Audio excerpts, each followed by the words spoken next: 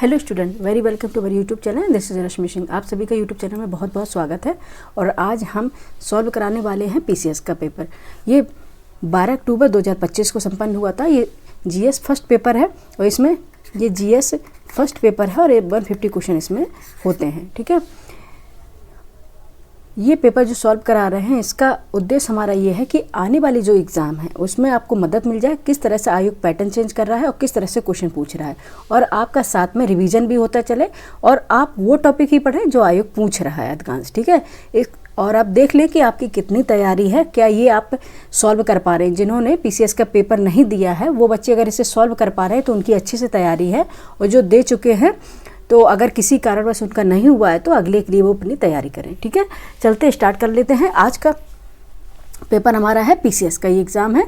ठीक है, ये 12 अक्टूबर को हुआ था, ये पिछले अक्टूबर में हुआ था। क्वेश्चन नंबर फर्स्ट है, रक्त के संदर्भ में निम्नलिखित में से कौन से कथन सही हैं। ठीक है, फर्स्ट है रक्त प्लाज्मा और विभिन्न प्रकार की कोशिकाओं से बना होता है। सेकंड है हीमोग्लोबिन की उपस्थिति रक्त को लालिमा युक्त बनाती है। नीचे दिए कूट से सही उत्तर आपको चुनना है। ऑप्शन ए है, ऑप्शन बी है, ऑप्शन सी है, ऑप्शन डी है। पहले हम देख लेते हैं क्या है। रक्त प्लाज्मा विभिन्न प्रकार की कोशिकाओं से बना होता है, एब्सोल्युटली करेक्ट। ठीक है, रक्त होता है जो दो प्रकार में विभाजित होता है, एक तो लिक्विड पार्ट होता है, दूसरा उनका प्लाज्मा होता है। ठीक है, जिसे प्लाज्मा कहते हैं, जो लिक्विड पार्ट है उसे प्लाज्मा कहते हैं, और एक होता है सॉलिड। ठीक है, जो रेड ब्लड कॉर्पलेस और वाइट ब्लड कॉर्पसेल्स में ये विभाजित होते हैं। ठीक है, और इसमें प्लेटलेट्स भी शामिल होती हैं। याद रखना है प्लाज्मा में क्या होता है, प्रोटीन और मिनरल्स वगैरह इसमें घुले होते हैं, और जो कोशिकाएं होती हैं कॉर्पसेल्स होते हैं जिसमें इनका काम होता है ऑक्सीजन को ले जाना या रोग प्रतिरोधक शक्ति को बढ़ाना या फिर थक्के को जमाना। ठीक है, इसमें सेकंड में बताया गया है कि हीमोग्लोबिन की उपस्थिति रक्त को लालिमा युक्त बनाती है। बिल्कुल सही है। लाल रक्त कणिकाएं जो होती हैं उनकी उपस्थिति में हीमोग्लोबिन होता है, जो एक मिनट बच्चे इसको हम क्रॉस करना है। हीमोग्लोबिन है एक लोहयुक्त प्रोटीन होता है। ठीक है, इसमें आयरन होता है। हीमोग्लोबिन होता है ये लोहयुक्त प्रोटीन होता है, यानी कि इसमें आयरन होता है, जो ऑक्सीजन के साथ मिलकर रक्त को लाल रंग प्रदान करता है। ठीक है, इसीलिए आपने देखा हो गया कि ये जो वर्णक है, ये हीमोग्लोबिन जो लोहयुक्त प्रोटीन है, ऑक्सीजन को फेफड़ों से शरीर के विभिन्न हिस्सों तक पहुंचाने में मदद भी करता है। ठीक है, इसी वजह से हम देखें कि रक्त का रंग जो होता है हीमोग्लोबिन की वजह से ही जो ब्लड का कलर होता है वो रेड होता है। ठीक है, तो दोनों स्टेटमेंट सही है, और दोनों स्टेटमेंट सही होने से हमारा आंसर क्या निकल के आएगा, option D, first and second both are correct. ठीक है, ऑप्शन डी इसका राइट आंसर हो जाएगा। ठीक है, ऑप्शन डी क्या है, इसका राइट आंसर हो जाएगा।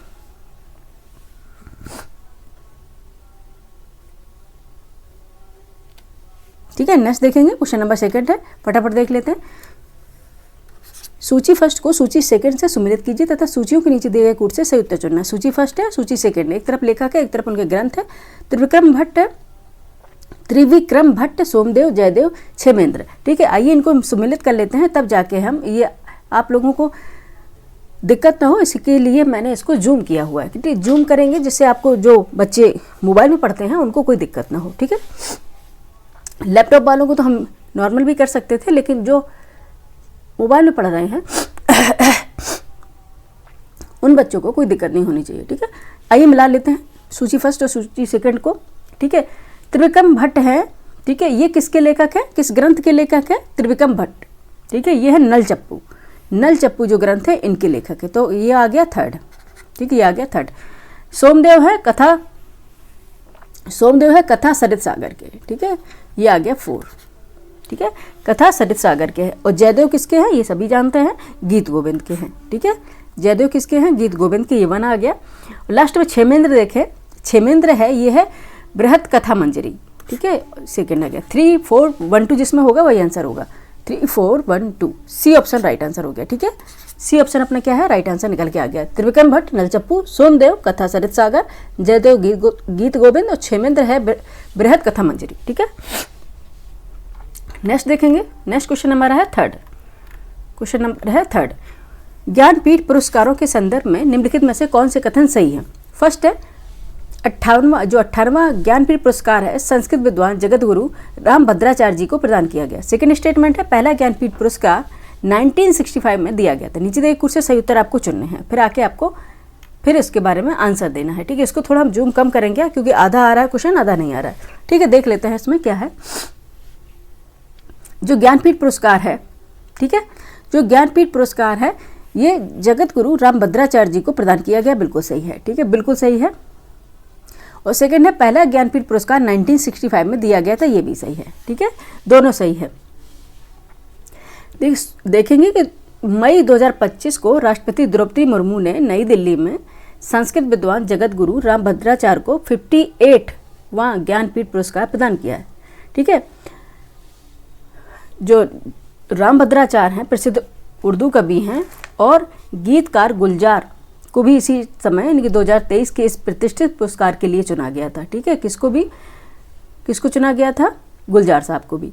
ठीक है, ठीक है। और 59वां एक और आपको बताते चले साथ में, 59वां इनकी 59वां जो ज्ञानपीठ पुरस्कार है जो हिंदी के लेखक है विनोद कुमार शुक्ल, इनको देने की घोषणा हुई है। ठीक है, विनोद कुमार शुक्ल,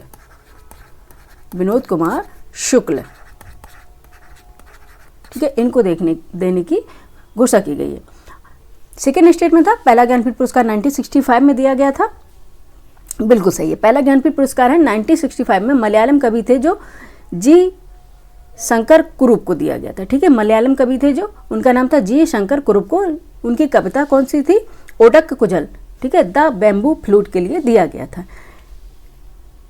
आपको बताते चले कि ये जो ज्ञानपीठ पुरस्कार है जो भारत का सर्वोच्च साहित्य सम्मान पुरस्कार है। ठीक है, ज्ञानपीठ पुरस्कार। और 1961 से, याद रखिएगा, 1961 से भारतीय ज्ञानपीठ संगठन द्वारा इसे स्थापित किया गया था। ठीक है, 1961 से। आंसर अपना निकल के क्या आएगा? दोनों ही स्टेटमेंट सही हैं तो आंसर निकल के आएगा अपना डी। ठीक है, इतना विवरण ठीक है ना बच्चे? क्योंकि कई बच्चों को ऐसा लगता है कि मैम एक्सप्लेनेशन कम देती हैं, इसलिए जहाँ पे मुझे ऐसा लगेगा वहाँ बताने लायक रहेगा तो बताएंगे। ठीक है, अदरवाइज टाइम जाया नहीं करेंगे। ठीक है, क्वेश्चन नंबर 3 का क्या हो गया? Option D right answer. Next चलेंगे क्वेश्चन नंबर 4 पे। क्वेश्चन नंबर 4 हमारा है ये, निम्नलिखित विद्युत चुंबकीय विकिरण को उनकी आवृत्तियों के घटते क्रम में व्यवस्थित करना है। ठीक है, आइए कर लेते हैं। फर्स्ट स्टेटमेंट है गामा किरण, सेकंड स्टेटमेंट में है परावैंगनी किरण, थर्ड में है रेडियो तरंग, फोर्थ में है एक्स किरण। इनको घटते क्रम में क्रोनोलॉजिकल ऑर्डर में आपको अरेंज करना है। ठीक है, आइए अरेंज करते हैं, कैसे हो जाएगा ये देख लेते हैं। सबसे पहले आएंगी गामा किरण फर्स्ट। ठीक है, घटते क्रम में करना है, पहले बड़ा, बड़े से फिर छोटा, छोटा छोटा, इस तरह से घटता जाएगा इनका रेशियो। ठीक है, पहले आएगा कौन सा? गामा किरणें आएंगी, ये फर्स्ट आ गया। ठीक है, उसके बाद आएंगी एक्सरे। ठीक है, उसके बाद क्या आएंगी? एक्सरे किरणें, यानी कि एक्स रेस 4 आ गया। फिर देन आएगा परावैंगनी अल्ट्रावायलेट जो रेस होती हैं, परावैंगनी किरणें जिन्हें हम बोलते हैं, ये आएगा 2। और लास्ट में आएगा रेडियो तरंगे। ठीक है, रेडियो वेव्स, ये आ गया थर्ड। 1 4 2 3 1 4 2 3 आई थिंक डी है राइट आंसर। हाँ ठीक है, हाँ डी राइट आंसर है। ठीक है, क्या है? डी राइट आंसर है। गामा किरणें है, फिर एक्स किरणें है, फिर परावैंगनी किरणें है, फिर देन रेडियो वेव्स हैं यानी रेडियो तरंगे हैं। ठीक है, ऑप्शन आ गया हमारा डी, ऑप्शन डी निकल के आ गया, राइट आंसर हो गया ये। ठीक है, नेक्स्ट चलते हैं क्वेश्चन नंबर 5, फटाफट कर लेंगे। 75 क्वेश्चन करेंगे क्योंकि ये हमारा पार्ट फर्स्ट है और इसमें हम 75 क्वेश्चन कराएंगे क्योंकि 150 क्वेश्चन है और विथ एक्सप्लेनेशन के कराने के कारण ये बहुत लंबा वीडियो बनेगा, इसलिए पार्ट में इसको डिवाइड कर लेते हैं। फर्स्ट पार्ट में यानी पार्ट ए में 75, पार्ट बी में 75। ठीक है, क्वेश्चन नंबर 5 है, जून 2025 में आदि कर्मयोगी बीटा संस्करण एक उत्तरदायी शासन पहल का शुभारंभ निम्नलिखित में से किस मंत्रालय द्वारा किया गया था? फर्स्ट है आयुष मंत्रालय, सेकंड है महिला एवं बाल विकास मंत्रालय, थर्ड है सामाजिक न्याय और अधिकारिता मंत्रालय, फोर्थ है जनजाति कार्य मंत्रालय। नीचे दिए गए कूट से सही उत्तर आपको चुनना है। कूट है ए बी सी और ऑप्शन डी में से बताइएगा क्या राइट आंसर हो जाएगा। ठीक है, क्या इसका राइट आंसर हो जाएगा? फटाफट बताएं, कमेंट करके बताएं फटाफट। ठीक है, फटाफट कमेंट करके बताएं क्या था ये। ऑप्शन है ए 4 जनजाति कार्य मंत्रालय द्वारा। ठीक है, जनजाति कार्य मंत्रालय द्वारा, ऑप्शन ए इसका राइट आंसर हो जाएगा। देखेंगे 27 जून 2025 को 2025 को वाणिज्य भवन है नई दिल्ली में आदि अन्वेषण शीर्षक से, इसका शीर्षक क्या था? इसकी जो थीम थी आदि अन्वेषण, क्या थी? आदि अन्वेषण से आयोजित राष्ट्रीय सम्मेलन में जनजाति कार्य मंत्रालय द्वारा आदि कर्मयोगी बीटा संस्करण का क्या क्या किया गया था, शुभारंभ किया गया था। ठीक है, और इसकी थीम थी आदि अन्वेषण। ठीक है, याद रखिएगा। ऑप्शन क्या है, और किसके द्वारा किया गया था, जनजाति कार्य मंत्रालय द्वारा। ठीक है, ऑप्शन ए इसका राइट आंसर हो गया। और बाकी कंफ्यूजन के लिए इतने सारे स्टेटमेंट दे दिए गए हैं। इस बार पीसीएस ने अपना पैटर्न चेंज किया है। ठीक है, सेम मिलते जुलते ही ऑप्शन दिए गए हैं जिससे बच्चे कंफ्यूज हो जाएं। नेक्स्ट चलते हैं, क्वेश्चन नंबर 6 है, निम्नलिखित में से कौन से विभाग उत्तर प्रदेश में सतत विकास लक्ष्यों यानी कि सस्टेनेबल डेवलपमेंट, ठीक है, सस्टेनेबल डेवलपमेंट के लिए ST गोल्स, ठीक है, सस्टेनेबल डेवलपमेंट, एक मिनट रुकिए बच्चे, ST गोल, SDG, ठीक है। निम्नलिखित में से कौन सी विभाग उत्तर प्रदेश में सतत विकास लक्ष्यों से संबंधित राष्ट्रीय संकेतक ढांचा प्रगति रिपोर्ट तैयार करता है? आपको बताना है, फर्स्ट वित्त विभाग, सेकंड शिक्षा विभाग, थर्ड योजना विभाग। नीचे दिए गए से सही उत्तर चुनना, option A, option B, option C, option D में से कौन सा राइट आंसर होगा, फटाफट बताते चलें। ठीक है, क्या हो जाएगा, योजना विभाग। ठीक है, ये काम किसका होता है, ये काम किसका होता है बच्चे, योजना विभाग का होता है। ठीक है, उत्तर प्रदेश में नियोजन ये योजना ये जो है विभाग होता है सतत विकास लक्ष्यों यानी कि SDG। ठीक है, SDG, ओहो टी हमने लिख दिया। ठीक है, SDG की प्रगति की निगरानी और रिपोर्टिंग के लिए जिम्मेदार नोडल विभाग है ये। ठीक है, ठीक है, क्या है, SDG, सस्टेनेबल डेवलपमेंट गोल। ठीक है, ये जल्दबाजी में हम करते हैं तो हम ऐसे ही करते हैं फिर हमेशा। ठीक है, क्या है, ऑप्शन ए इसका राइट आंसर है। ठीक है, ऑप्शन क्या है, ए राइट आंसर है। नेक्स्ट चलेंगे, क्वेश्चन नंबर है 6 हो गया। हाँ, क्वेश्चन नंबर 7 पे चलते हैं। 7 है, बेकिंग सोडा के संदर्भ में निम्नलिखित में से कौन से कथन सही हैं? फर्स्ट है, यह सोडियम हाइड्रोजन कार्बोनेट है। सेकंड स्टेटमेंट है, यह अग्निशामक यंत्र में प्रयुक्त होता है। नीचे दिए कुछ से सही उत्तर आपको चुनना है। ऑप्शन है, कूट दिए गए हैं, A, B, C, D में से आपको आंसर निकालना है। देख लेते हैं क्या सही होगा इसका आंसर। ठीक है, बेकिंग सोडा है, इसका रासायनिक नाम है सोडियम हाइड्रोजन कार्बोनेट। क्या होता है, सोडियम हाइड्रोजन कार्बोनेट, जैसा कि इसमें दिया गया है। फॉर्मूला है इसका NaHCO3। ठीक है, क्या है, NaHCO3।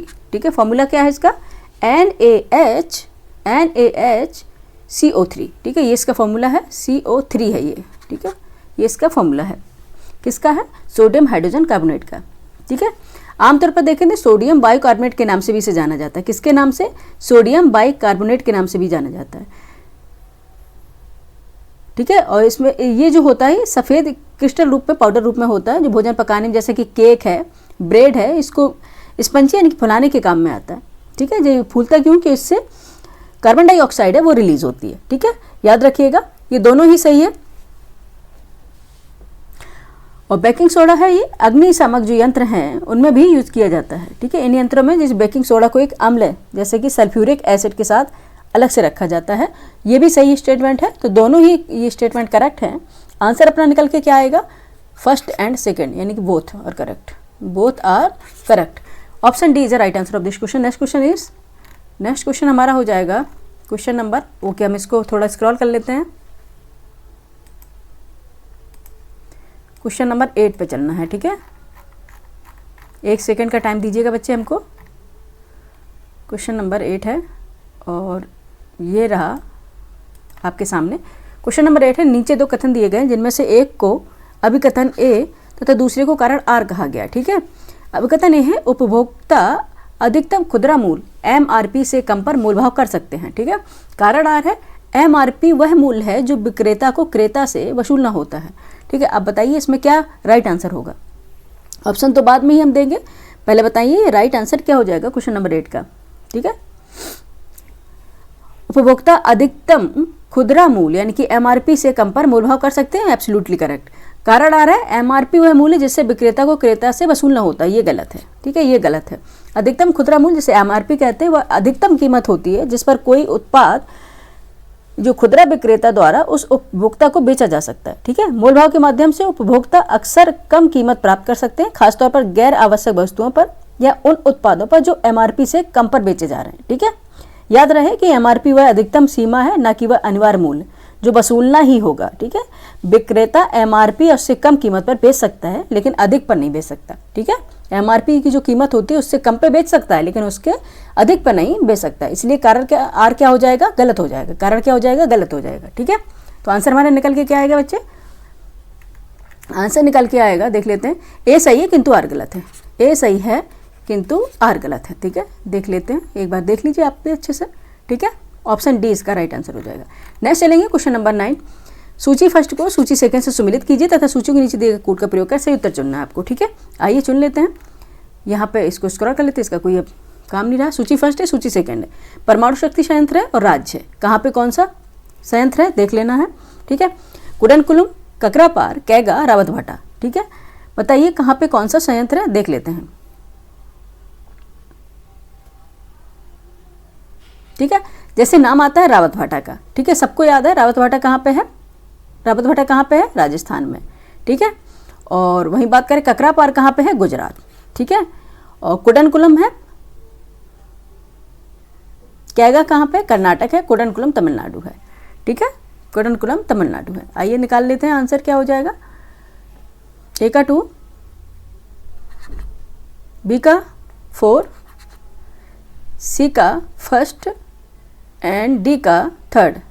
2 4 1 3, डी राइट आंसर हो जाएगा। ठीक है, ऑप्शन डी इसका राइट आंसर हो जाएगा। 9 का, 9 का ऑप्शन क्या हो जाएगा, क्वेश्चन नंबर 9 का डी हो जाएगा। ठीक है, याद रखिए ना, कुडनकुलम तमिलनाडु, ककरापार गुजरात, कैगा कर्नाटक, रावतभाटा राजस्थान। ठीक है, ये क्या है, परमाणु शक्ति संयंत्र है और एक तरफ उनके राज्य सुमिलित हो गए। नेक्स्ट चलते हैं क्वेश्चन नंबर 10 पे। एक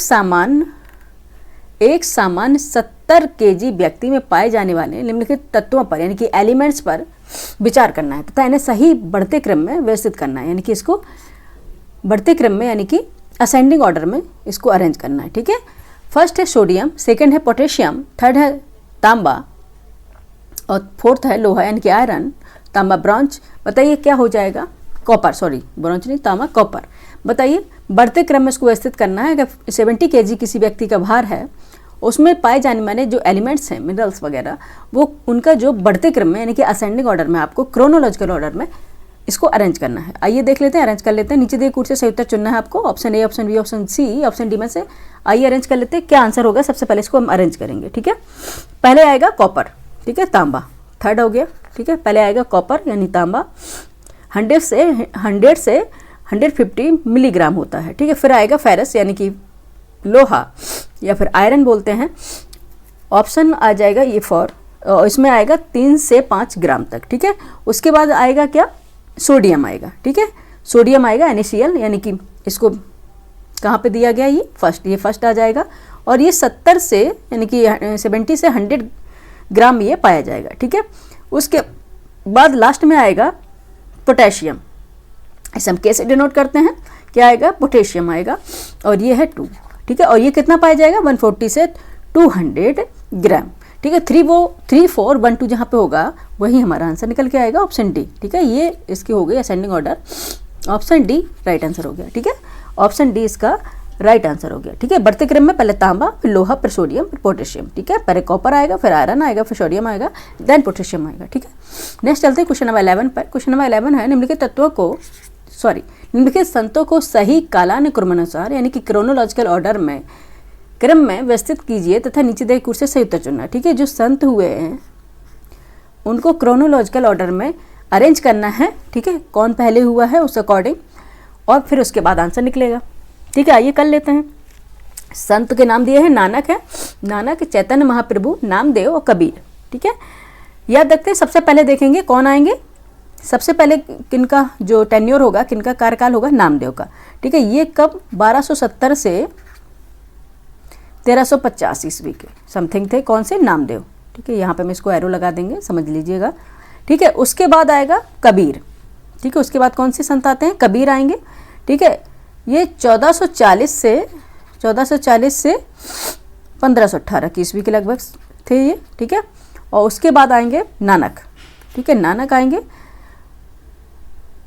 1469 से लेकर 1539, ये इनका टेन्योर था। ठीक है, नानक जी का। और बाद में है चैतन्य महाप्रभु। 1486 से 1533।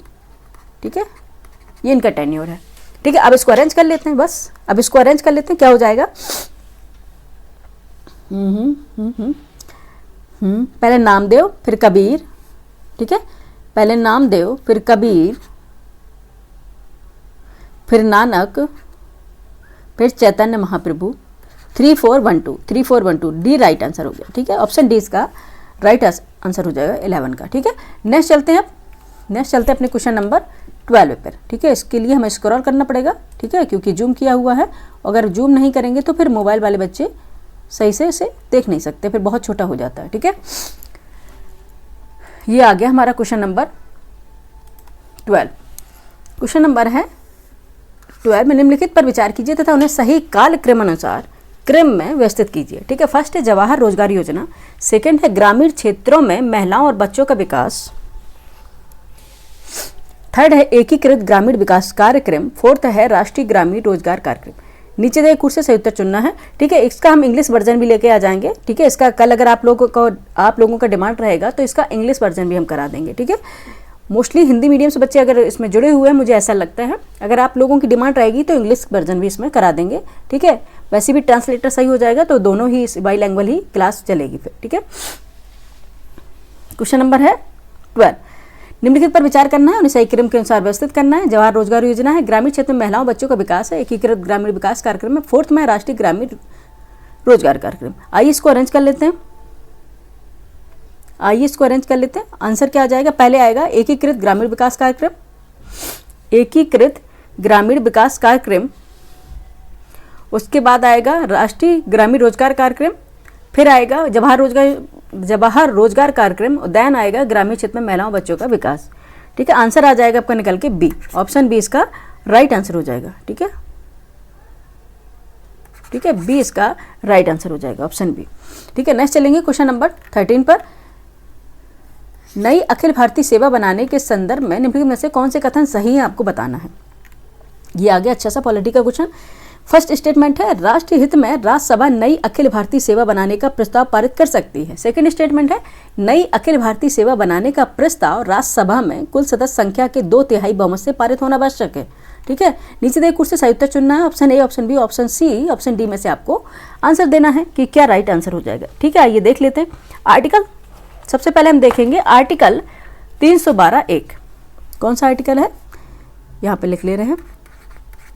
ठीक है, अकॉर्डिंग आर्टिकल 312 के अनुसार राष्ट्रपति में राज्यसभा के सदस्यों की उपस्थिति और मतदान करने वालों के 2/3 बहुमत से प्रस्ताव पारित करने पर नई अखिल भारतीय सेवा बनाई जा सकती है। ठीक है, ओ गॉड, राष्ट्रपति नहीं, राष्ट्र हित में। ठीक है, सॉरी बच्चे, ठीक है, एक बार जल्दबाजी में बोलने में थोड़ा मिस्टेक कर गए। ठीक है, अकॉर्डिंग आर्टिकल 312(1) के अनुसार राष्ट्र हित में राज्यसभा के सदस्यों की उपस्थिति और मतदान करने वालों के 2/3, ठीक है, 2/3, 2/3 बहुमत से प्रस्ताव पारित करने पर नई अखिल भारतीय सेवाएं बनाई जा सकती हैं। ठीक है, ये है, इसमें दिखाई क्या कहा गया है, कुल सदस्य संख्या देकर यहाँ पे गलत कर दिया, कुल सदस्य संख्या। ठीक है, कुल सदस्य संख्या कहा गया इसलिए ये गलत हो गया। ठीक है, तो आंसर क्या हो गया, ये तो गलत हो गया, ये सही है। राष्ट्र हित में राज्यसभा नई अखिल भारतीय सेवा बनाने का प्रस्ताव पारित कर सकती है। ठीक है, और नई अखिल भारतीय सेवा बनाने का प्रस्ताव राज्यसभा में 2/3 बहुमत से प्रस्ताव पारित करने पर नई अखिल भारतीय सेवाएं बनाई जा सकती हैं। और किसके लिए, जो सदस्य होंगे उपस्थित और मतदान करने वाले, बल्कि इसमें क्या दे दिया, कुल सदस्य संख्या के। ठीक है, कुल सदस्य संख्या इसमें नहीं है, इसमें है उपस्थित और मतदान करने वाले के 2/3 बहुमत से। ठीक है, ये हो जाएगा। तो आंसर क्या हो जाएगा आपका निकल के क्या आएगा, ओनली 1, केवल 1। ठीक है, ऑप्शन बी राइट आंसर हो जाएगा। ठीक है, नेक्स्ट चलेंगे क्वेश्चन नंबर, ठीक है, जल्दबाजी में थोड़ा एरर करके, ठीक है, आगे से ध्यान रखेंगे। क्वेश्चन नंबर है 14। ठीक है, एक्चुअली अभी कुछ काम से मार्केट जाना है। ठीक है, एक्चुअली बहुत ही काम रहते हैं, मुझे लगता है सारे दुनिया के काम भगवान ने मुझे ही दे दिए हैं। ठीक है, कोशिश करते हैं कि आपकी क्लास हम कभी स्किप ना करें, बहुत ही इमरजेंसी रहती तो हम आपकी क्लास नहीं लेते हैं, अदरवाइज थोड़े बहुत तो चलती रहती है, ऊपर नीचे होता रहता है, आपकी क्लास हम लेते रहते हैं। क्वेश्चन नंबर है 14, गरीबी से संबंधित निम्नलिखित समितियों पर विचार करना है तथा इनके गठन को सही कालक्रमण अनुसार यानी कि क्रोनोलॉजिकल ऑर्डर में आपको व्यवस्थित करना है। फर्स्ट है लकड़वाला समिति, सेकंड है रंगराजन समिति, थर्ड है तेंदुलकर समिति, फोर है दांडेकर और रथ समिति। बताइए कौन सा हो जाएगा? ठीक है, दांडेकर और रथ समिति। ठीक है, दांडेकर और रथ समिति ये आई थी 1971 में। ठीक है, 1971 में आई थी। इसने न्यूनतम कैलोरी सेवन के आधार पर पहली बार गरीबी का अनुमान लगाया। ठीक है, और ये 1971 में आई। लकड़वाला समिति है 1993 में आई थी। ठीक है, ये आई थी 1993 में आई थी। ठीक है, लकड़वाला समिति। इसने कैलोरी मानकों और राज्य विशिष्ट मूल्य सूचकांकों के आधार पर गरीबी का अनुमान लगाने की सिफारिश की थी। ठीक है, ये भी सही है। 2009 में आई थी तेंदुलकर समिति। ठीक है, 2009 में आई थी तेंदुलकर समिति। इसने कार्य प्रणाली को कैलोरी इसने क्या किया था? कार्य प्रणाली को कैलोरी आधारित से व्यय आधारित में परिवर्तित कर दिया था। इसने क्या किया था? जो कार्य प्रणाली थी कैलोरी वाली, उसको व्यय आधारित में परिवर्तित कर दिया था, यानी कि व्यय के आधार पर। ठीक है, इसमें स्वास्थ्य, शिक्षा और आवास को भी शामिल किया था। ठीक है, इसने क्या किया था? स्वास्थ्य, शिक्षा और आवास को शामिल किया था। ठीक है, जो कैलोरी पहले तो हुआ करता था, इसने कैलोरी से क्या कर दिया? एक्सपेंडिचर यानी कि व्यय पे आधार मान लिया। ठीक है, तेंदुलकर समिति ने। नेक्स्ट आई थी रंगराजन समिति, और ये कब आई थी बच्चे? ये आई थी 2014 में, यानी कि 2014 में आई थी। ठीक है, इसमें क्या किया गया? गरीबी रेखा की समीक्षा की गई तथा शहरी और ग्रामीण क्षेत्रों के लिए उच्च सीमा का सुझाव दिया गया। ठीक है, ग्रामीण के लिए अलग और शहरी क्षेत्रों के लिए अलग। ठीक है, अर्बन और रूरल दो इन्होंने अलग अलग रीजन के अकॉर्डिंग इन्होंने अपना सुझाव दिए, रिकमेंडेशन दिए। ठीक है, तो ये अब अरेंज अब कर लेते हैं। हमने आपको ईयर बता दिए। तो सबसे पहले कौन आएगा? पहले कौन आएगा? दांडेकर समिति आएगी। ठीक है, उसके बाद आएगी लकड़वाला समिति, उसके बाद आएगी तेंदुलकर समिति, और नेक्स्ट सबसे लास्ट में है रंगराजन समिति। ठीक है, ये हो जाएगा बी। ऑप्शन बी इसका राइट आंसर हो जाएगा। ठीक है, ऑप्शन बी क्या हो जाएगा? राइट आंसर हो जाएगा। नेक्स्ट चलेंगे, फटाफट चलेंगे। क्वेश्चन नंबर है 15। ब्राजील के संदर्भ में निम्नलिखित में से कौन से कथन सही हैं? फर्स्ट है ब्राजील के भूमध्यरेखीय वर्षा वनों को सेल्वा कहते हैं। ठीक है, सेकंड स्टेट में यहाँ के गहरे काले रंग की उपजाऊ भूमि को टेरा रोक्सा कहते हैं। नीचे दिए कूट से सही उत्तर आपको चुनना है और बताना है आंसर क्या होगा। ठीक है, आंसर क्या होगा? ठीक है, आइए देख लेते हैं। ब्राजील के जो भूमध्य रेखीय वर्षा वनों को सेल्वा कहते हैं, बिल्कुल सही है। सेल्वास नाम भी सुना होगा। सेकंड है यहाँ की गहरे काले रंग की जो उपजाऊ भूमि होती है, फर्टाइल सॉइल होती है, उसको टेरा रोक्सा कहते हैं, ये भी सही है। ठीक है, आपको ये सिर्फ इन्फॉर्मेशन दे रहा था आयोग। ठीक है, आंसर क्या है? आंसर हो गया डी, 1 और 2 दोनों। इस तरह से जो होते हैं जिसमें इन्फॉर्मेटिव क्वेश्चन होते हैं उसमें अधिकांश जो आंसर होगा आपका बोथ होगा। ठीक है, अधिकांश आंसर क्या होता है? बोथ होता है। ठीक है, नेक्स्ट चलेंगे क्वेश्चन नंबर 15 हो गया 16 पर। ठीक है, क्वेश्चन नंबर 16 है निम्नलिखित घटनाओं पर विचार करना है। ठीक है, निम्नलिखित घटनाओं पर विचार करना है तथा सही काल क्रम के अनुसार यानी कि क्रोनोलॉजिकल ऑर्डर में इसे अरेंज करना है। ठीक है, फर्स्ट है पूना समझौता, सविनय अवज्ञा आंदोलन की समाप्ति, गांधी इरविन समझौता है, द्वितीय गोलमेज सम्मेलन। ठीक है, सेकेंड राउंड टेबल कॉन्फ्रेंस। ठीक है, सेकेंड राउंड टेबल कॉन्फ्रेंस। ठीक है, आइए देख लेते हैं, इसको अरेंज कर लेंगे। कैसे अरेंज होता है ये? पहले देखेंगे गांधी इरविन समझौता कब हुआ था। गांधी जो इरविन समझौता हुआ था ये हुआ था मार्च 1931 को। ठीक है, मार्च 1931 को। ठीक है, मार्च आप लिख लीजिए, मार्च 1931 को। यहाँ मार्च लिख दे। अरे पेन का वो होता है इशू बहुत।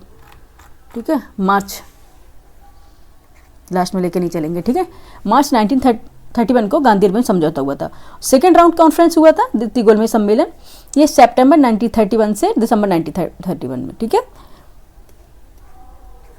ये भी ये सितंबर है, SCP लिख दे रहे हैं हम।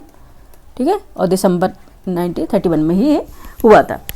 नेक्स्ट देखेंगे जो पूना पैक्ट है, जिसे समझौता पूना पैक्ट समझौता भी कहते हैं, ये सितंबर 1932 को हुआ था। ठीक है, सितंबर 1932 को हुआ था। ठीक है, अब बचा कौन सा? सविनय अवज्ञा आंदोलन, ये 1934 में हुआ था। ठीक है, अब इसको अरेंज कर लेते हैं, आइए। ठीक है, अरेंज कर लेते हैं, क्या हो जाएगा, क्या हो जाएगा, पहले आएगा गांधी अर्जुन समझौता, फिर आएगा द्वितीय गोलमेज सम्मेलन, फिर आएगा फर्स्ट पुणे समझौता, देन आएगा सबना विज्ञान आंदोलन। ऑप्शन बी राइट आंसर हो जाएगा। ठीक है, ऑप्शन बी इसका राइट आंसर हो जाएगा। ठीक है, 16 का क्या हो गया, बी राइट आंसर हो गया। नेक्स्ट चलेंगे, क्वेश्चन नंबर 17 है, सन 2025 में घोषित साहित्य अकादमी युवा पुरस्कारों के संदर्भ में निम्नलिखित में से कौन से कथन सही हैं, आपको बताने। ठीक है, फर्स्ट है युवा पुरस्कार 23 भारतीय भाषाओं के में घोषित किए गए। ठीक है, सेकंड है इस वर्ष डोगरी में कोई युवा पुरस्कार नहीं दिया गया। नीचे दिए कुछ से सही उत्तर चुनना, option A, option B, option C में से, ऑप्शन डी में से आपको आंसर निकालने हैं। ठीक है, क्या आंसर होंगे।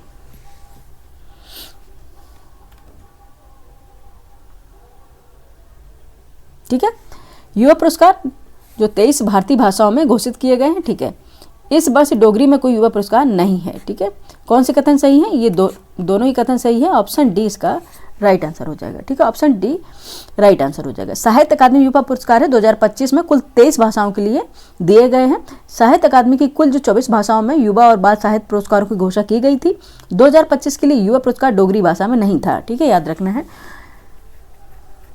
नेक्स्ट देखेंगे, क्वेश्चन नंबर है 18, निम्नलिखित युद्धों पर विचार करना है तथा इन्हें सही काल क्रमानुसार यानी क्रोनोलॉजिकल ऑर्डर में अरेंज करना है। ये बहुत क्रोनोलॉजिकल ऑर्डर बहुत पूछा गया है, सबसे बच्चे यहीं फंसते हैं, एक नहीं आता तो फिर आंसर फिर गलत। ठीक है, ऐसा होता है इसमें। देख लेते हैं, द्वितीय एंग्लो फ्रांसीसी युद्ध। ठीक है, द्वितीय एंग्लो फ्रांसीसी युद्ध ये 1748 में हुआ था, 1748 में हुआ था। ठीक है, याद रखना है। प्रथम आंग्ल मैसूर युद्ध हुआ था। एक मिनट बच्चे, हम थोड़ा सा सही से बैठ जाते हैं। प्रथम आंग्ल मैसूर युद्ध हुआ था, ये हुआ था युद्ध 1967 से 1969। ठीक है, ये इसका सन है। और प्रथम आंग्ल अफगान युद्ध, प्रथम आंग्ल अफगान युद्ध हुआ था 1839 से 1842।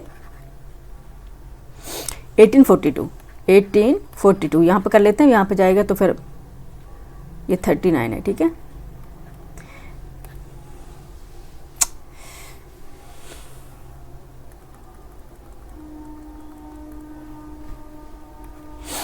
प्रथम अफगान युद्ध हुआ था 1839 से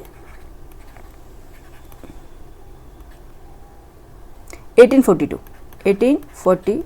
ठीक है, और प्रथम एंग्लो सिख युद्ध हुआ था। प्रथम आंग्ल अफगान युद्ध हो गया, प्रथम एंग्लो सिख युद्ध हुआ था 1845 से 1846। अब इसको अरेंज कर लेते हैं, आइए अरेंज कर लेते हैं। पहले 2 आएगा, फिर फर्स्ट, फिर 4, फिर 3। ऑप्शन सी इसका राइट आंसर हो जाएगा। ठीक है, अरेंज कर लेंगे, ऑप्शन सी इसका राइट आंसर निकल के आ जाएगा। ठीक है, क्वेश्चन नंबर 18 का है ऑप्शन सी। नेक्स्ट चलेंगे, क्वेश्चन नंबर 19, मार्च 2025 में भारत ने ऑपरेशन ब्रह्मा निम्नलिखित में से किस देश को मानवीय सहायता प्रदान करने के लिए शुरू किया था। करंट अफेयर से संबंधित क्वेश्चन है ये। फर्स्ट में बांग्लादेश है, सेकंड में म्यांमार है, थर्ड में श्रीलंका है, फोर्थ में मलेशिया है। बताइए, नीचे दे कुछ से सही उत्तर आपको चुनना, ऑप्शन ए और बी और सी और डी। इसमें क्या खेला किया है आयोग ने, कोई एक स्टेटमेंट ना देके इतने दे दिए कि बच्चे कंफ्यूज हो जाएं। ठीक है, और उसमें आपको सटीक अगर आप याद होगा तो भी आप कर पाएंगे। ठीक है, क्या है आंसर। ठीक है, क्या था, म्यांमार। ठीक है, और ये कहाँ पे है, सी, ऑप्शन सी राइट आंसर हो जाएगा। भारत ने देखेंगे 28 मार्च 2025 को म्यांमार में आए विनाशकारी भूकंप के बाद खोज और बचाव यानी कि SAR या मानवीय सहायता, आपदा राहत और चिकित्सा सहायता के तहत आवश्यक जो सामग्रियां थी उसे सहायता प्रदान करने के लिए ऑपरेशन ब्रह्मा शुरू किया था। ठीक है, किसके लिए, म्यांमार के लिए। ऑप्शन क्या हो जाएगा, सी इसका ऑप्शन राइट आंसर हो जाएगा। नेक्स्ट चलेंगे, क्वेश्चन नंबर 20, एक्सला चैपल या एक्सला चैपल भी बोलते हैं 1748 की संधि के संदर्भ में निम्नलिखित में से कौन से कथन सही हैं। ठीक है, आइए देख लेते हैं कौन से कथन सही हैं। 20 का देखने के लिए हमें चलना पड़ेगा थोड़ा अलग और निकालते हैं इसका आंसर। ऐसा नहीं, ऐसा इसके ऊपर होगा। ठीक है, एक्सला चैपल की संधि किसके कारण हुई थी, क्या इसके स्टेटमेंट थे, आइए देख लेते हैं। ये है इसके स्टेटमेंट। ठीक है, फर्स्ट है प्रथम कर्नाटक युद्ध समाप्त हुआ, और सेकंड स्टेटमेंट है मद्रास अंग्रेजों को वापस कर दिया गया एक्सला चैपल की संधि के कारण। बताइए क्या हुआ, संधि के फलस्वरूप क्या किया गया था। ठीक है, 1748 में एक्सला शैपल संधि जो हुई थी यूरोपीय शक्तियों के बीच ऑस्ट्रियन उत्तराधिकार युद्ध को समाप्त करने के लिए की गई थी। ठीक है, इसके परिणामस्वरूप क्या हुआ था, प्रथम जो कर्नाटक युद्ध हुआ था 1746 से 1748 भी समाप्त हो गया था। इसी संधि के अंतर्गत फ्रांसीसियों ने मद्रास को अंग्रेजों को लौटा दिया था। ठीक है, और जबकि अंग्रेजों ने लुइसबर्ग को फ्रांसीसियों को वापस कर दिया था। ठीक है, जबकि अंग्रेजों ने लुइसबर्ग जो था वो फ्रांसीसियों को वापस भी कर दिया था। ठीक है, आंसर क्या आ जाएगा, ये दोनों ही सही स्टेटमेंट है और आंसर अपना निकल के आएगा डी करेक्ट हो गया। ठीक है, एक्सला शैपल की संधि के फलस्वरूप प्रथम कर्नाटक युद्ध समाप्त हुआ। ठीक है, जो उत्तराधिकार के लिए हुआ था, ये कहाँ पे हो रहा था, यूरोपियन शक्तियों के बीच, यानी कि ऑस्ट्रियन शक्ति के बीच और कर्नाटक। ठीक है, तो ये भी समाप्त हो गया था और साथ में जो मद्रास था अंग्रेजों को वापस कर दिया गया था। ठीक है, अंग्रेजों ने क्या किया था वापस, ये भी पूछ सकते हैं आगे चल के, अंग्रेजों ने क्या किया था वापस। ठीक है, लुइसबर्ग को फ्रांसीसियों को दे दिया था। ठीक है, ऑप्शन डी राइट आंसर हो गया। नेक्स्ट देखिए 21, निम्नलिखित में से किसके द्वारा खाद्य सुरक्षा में अधिकार की अवधारणा प्रस्तावित की गई। किसके द्वारा की गई, M S Swaminathan first, second है अतुल प्रणय, थर्ड है समाली श्रीकांत, फोर्थ है अमर सेन। नीचे दिए कुर्सी सही उत्तर चुनना, option A, option B, option C, option D में से कौन सा राइट आंसर होगा बताएं। क्वेश्चन नंबर 21 का फटाफट बताएं, इसमें सोचना नहीं है। ठीक है, इसमें सोचना बिल्कुल भी नहीं है। ठीक है, किसके द्वारा की गई थी, ये अमर्त्य सेन के द्वारा की गई थी। ऑप्शन ए इसका राइट आंसर हो जाएगा। ठीक है, नोबेल पुरस्कार विजेता हैं अमर्त्य सेन, अर्थशास्त्री अमर्त्य सेन, इन्हें नोबेल पुरस्कार भी मिल चुका है। और उनकी कौन सी पुस्तक थी, वो 1981 में जो आई थी, इनकी पुस्तक थी poverty and famines. Poverty and famines, यह इसमें क्या तर्क दिया गया था कि अकाल मुख्य रूप से भोजन की कुल कमी के कारण नहीं, बल्कि लोगों के भोजन तक पहुंचने के वैध अधिकारों की विफलता के कारण पड़ते हैं। ठीक है, बिल्कुल सही है, करेक्ट है ये बिल्कुल। ठीक है, और आपको जैसे पता है एम एस जो स्वामीनाथन है वो भारत में हरित क्रांति के जनक माने जाते हैं, जो मुख्य रूप से उत्पादन वृद्धि में, जो उत्पादन वृद्धि है हरित क्रांति, ठीक है, सबसे ज़्यादा वीट में हुई थी। ठीक है, तो ये एम एस स्वामीनाथन उससे संबंधित है। बाकी अमर्त्य सेन क्या है, खाद्य सुरक्षा में अधिकार की अवधारणा जो उन्होंने दी थी उसके लिए है। ठीक है, इनकी जो अवधारणा थी वो इनका बताना था कि मैं रूप से जो अकाल है या कोई भी कमी आती है फूड में, तो होती है कि वितरण जो सही ढंग से नहीं हो पाता, इसलिए होती है। ठीक है, ऑप्शन क्या है, पीडीएस जो सिस्टम है हमारे यहाँ का वो सही नहीं है, पीडीएस सिस्टम में कमियां होने के कारण ही होता है। नेक्स्ट क्या, ऑप्शन क्या हो गया, ऑप्शन क्या निकल के आया, ऑप्शन आया निकल के ऑप्शन ए। ठीक है, नेक्स्ट देखेंगे, इतना सब देने के बाद कई लोग स्वामीनाथन भी लगाए आएंगे। ठीक है, लेकिन वो गलत हो जाएगा। नेक्स्ट देखें क्वेश्चन नंबर 22, सूची फर्स्ट को सूची सेकंड से सुमेलित करना तथा सूचियों के नीचे दिए गए कोर्स से सही उत्तर चुनना है। सूची फर्स्ट है राज्य और सूची सेकंड में राज्यसभा में सीटों की संख्या। अब राज्यसभा में सीटों की संख्या पता होगी तभी आप कर पाएंगे। ठीक है, राज्यसभा में सीटों की संख्या आपको पता होगी इन राज्यों की, तभी आप कर पाएंगे। ठीक है, महाराष्ट्र में देखेंगे, महाराष्ट्र में है राज्यसभा की जो सीटों की संख्या कितनी होगी। ठीक है, महाराष्ट्र की राज्यसभा में सीटों की संख्या कितनी होगी, महाराष्ट्र की है 19। ठीक है, महाराष्ट्र की कितनी 19 है, तो 3 आ गया। कर्नाटक की कितनी बच्चे, 12 सीटें हैं। कर्नाटक की कितनी है, 12 है, 4 आ गया। बिहार की कितनी है, 16 है। ठीक है, बिहार की 16 है। ठीक है, ये क्या फर्स्ट आ गया। और तमिलनाडु की कितनी है, 18 सीटें हैं। ठीक है, राज्यसभा में सीटों की संख्या कितनी है, तमिलनाडु की है 18 है, तो ये क्या आ गया 3 4 1 एंड ये हो गया 2। ठीक है, 3 4 1 2, 3 4 1 2, हमने इसको 2 बनाने के चक्कर में 4 बना दिया। ठीक है, 2। ठीक है, 3 4 1 2 जहाँ पर होगा वही आंसर हो गया। ऑप्शन बी इसका राइट आंसर हो जाएगा। ठीक है, ऑप्शन बी इसका राइट आंसर हो जाएगा। याद रखना, महाराष्ट्र की कितनी सीटें हैं, 19 सीटें हैं। कर्नाटक की 12 सीटें हैं, बिहार की 16 सीटें हैं और तमिलनाडु की 18 सीटें हैं। ठीक है, ये भी याद रखना है आपको कितनी कहाँ सीटें हैं राज्यसभा में। ठीक है, ऑप्शन बी इसका राइट आंसर हो गया। नेक्स्ट चलेंगे क्वेश्चन नंबर 23, निम्नलिखित विद्रोहों पर विचार कीजिए। निम्नलिखित विद्रोह पर विचार कीजिए तथा इन्हें सही काल क्रमानुसार क्रम में व्यवस्थित करना है, अरेंज करना है, क्रोनोलॉजिकल ऑर्डर में अरेंज करना है। फर्स्ट है पबना विद्रोह, नील विद्रोह, कुका विद्रोह, सन्यासी विद्रोह। नीचे दिए कुछ से सही उत्तर आपको चुनना है। कब कौन सा विद्रोह हुआ था देख लेते हैं। सबसे पहले देखेंगे सन्यासी विद्रोह जो हुआ था 1770 से, इसको हम थोड़ा थिकनेस इसकी कम करेंगे, बहुत थिकनेस हो रही है इसकी, तो वो हमने लिखने में दिक्कत हो रही। ठीक है, सन्यासी विद्रोह हुआ था 1770 से लेके 1800 ईस्वी तक। ठीक है, 1800 ईस्वी तक ये हुआ था सन्यासी विद्रोह, सन्यासी रिवोल्ट। नील या जैसे इंडिगो मूवमेंट भी कहते थे, नील विद्रोह ये हुआ था, आपको पता है 1859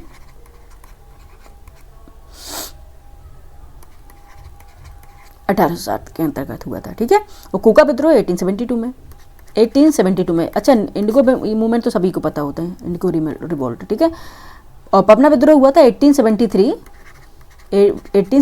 से 1876। ठीक है, आपको याद रखना है जो नील विद्रोह है, नील विद्रोह है 1857 से, यानी कि स्वतंत्रता जो वो विद्रोह था, फर्स्ट फ्रीडम रिवोल्ट था जो 1857 से क्या हुआ था, बाद में हुआ था। बस इतना याद रखना, तो ये तो निकल के आ जाएगा। ठीक है, तो आंसर क्या हो जाएगा, आंसर निकल के आएगा अपना 23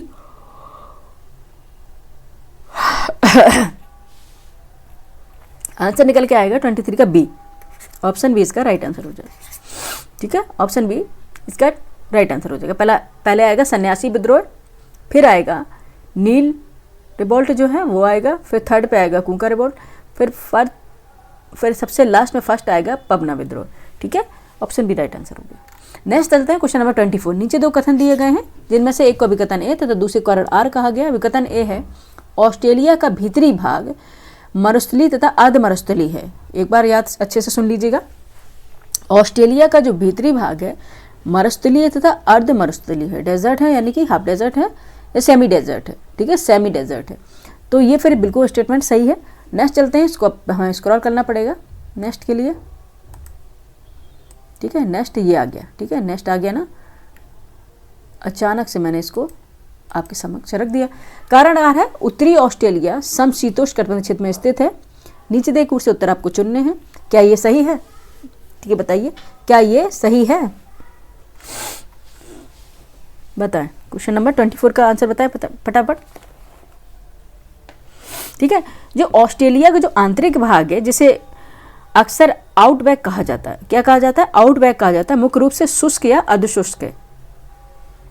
ठीक है, यह जो उनकी ड्राइनेस है, शुष्कता है, ये देश के केंद्र के उच्च दबाव वाली प्रणालियों की लगातार उपस्थिति और तटीय क्षेत्रों की दूर होने के कारण आर्द्रता की कमी के कारण है। ठीक है, इस विशाल शुष्क क्षेत्र में देश के अधिकांश बड़े रेगिस्तान शामिल हैं, जिनमें देखेंगे ग्रेट विक्टोरिया डेजर्ट है। कौन सा? ग्रेट विक्टोरिया डेजर्ट है, यहाँ पे हम लिख दें ग्रेट विक्टोरिया डेजर्ट है। ठीक है, ग्रेट सैंडी डेजर्ट है, ग्रेट सैंडी डेजर्ट है। ठीक है, सिम्पसन डेजर्ट है, सिम्पसन डेजर्ट है। तानामी डेजर्ट है, तानामी डेजर्ट, ये सारे हम पढ़ा चुके हैं। ठीक है, कहिए तो दोबारा से रिवाइज करा दें।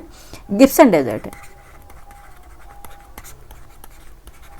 ठीक है, ये सब ऑस्ट्रेलिया के आंतरिक भाग में है, इसलिए कथन तो एक तो पढ़ना सही था, लेकिन सेकंड स्टेटमेंट गलत है। क्यों गलत है?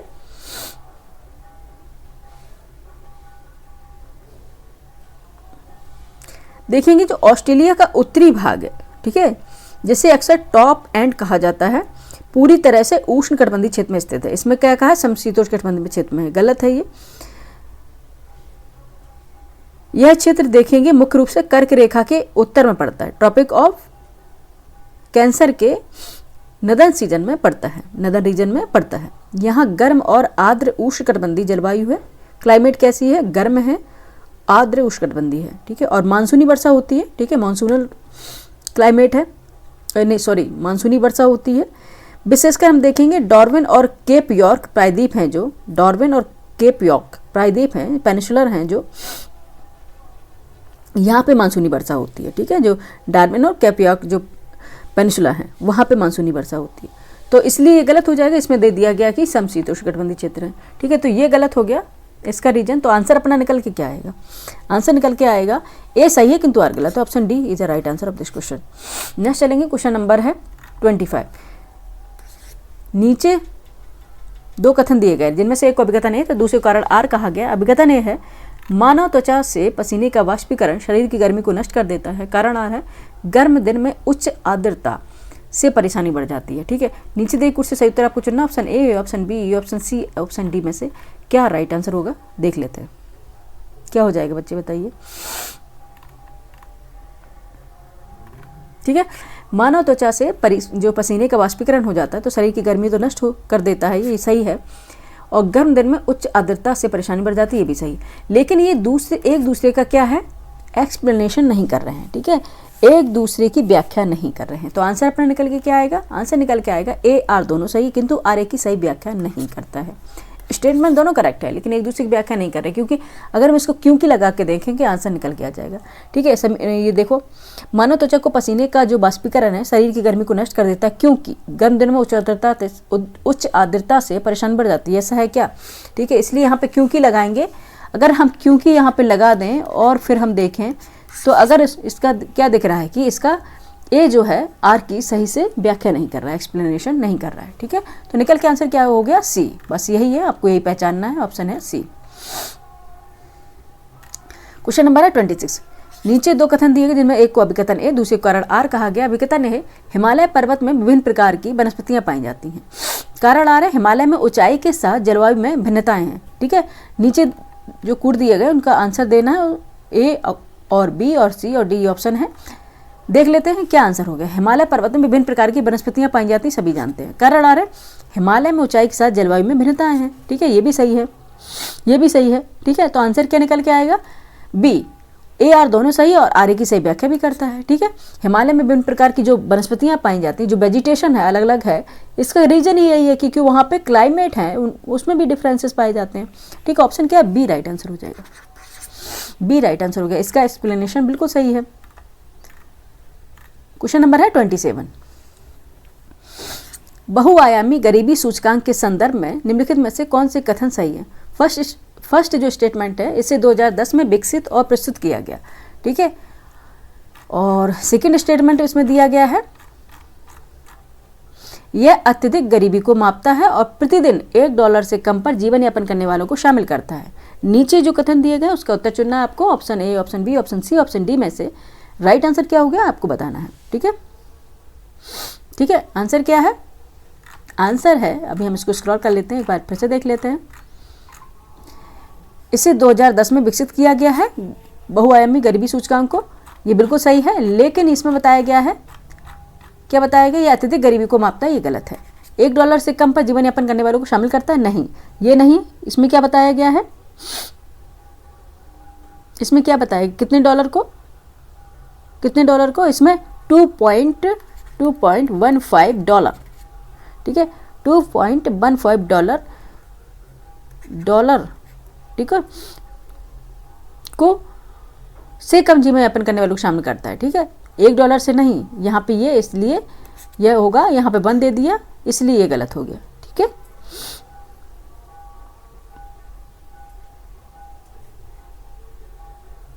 ऑप्शन क्या निकल के आएगा अपना बच्चे, 27 का ऑप्शन निकल के आएगा बी, केवल एक सही है, ऑप्शन बी राइट आंसर हो गया। नेक्स्ट चलेंगे, क्वेश्चन नंबर 28 है। सूची फर्स्ट को सूची सेकंड से सम्मिलित करना तथा सूची में दिए गए कूट का प्रयोग कर सही उत्तर चुनना है। सूची फर्स्ट है, सूची सेकंड है। सम्राट दिए गए एक तरफ शहर जहाँ मकबरा स्थित है इनका। ठीक है, इनका जहाँ टॉम बना हुआ है वो देख लेते हैं।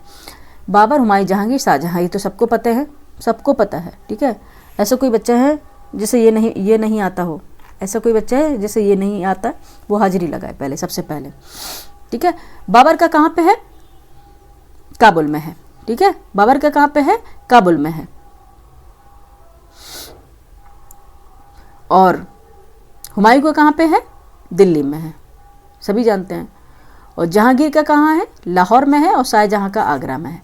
तो निकल के क्या आ गया आंसर, सी, ऑप्शन सी इसका राइट आंसर हो जाएगा। ठीक है,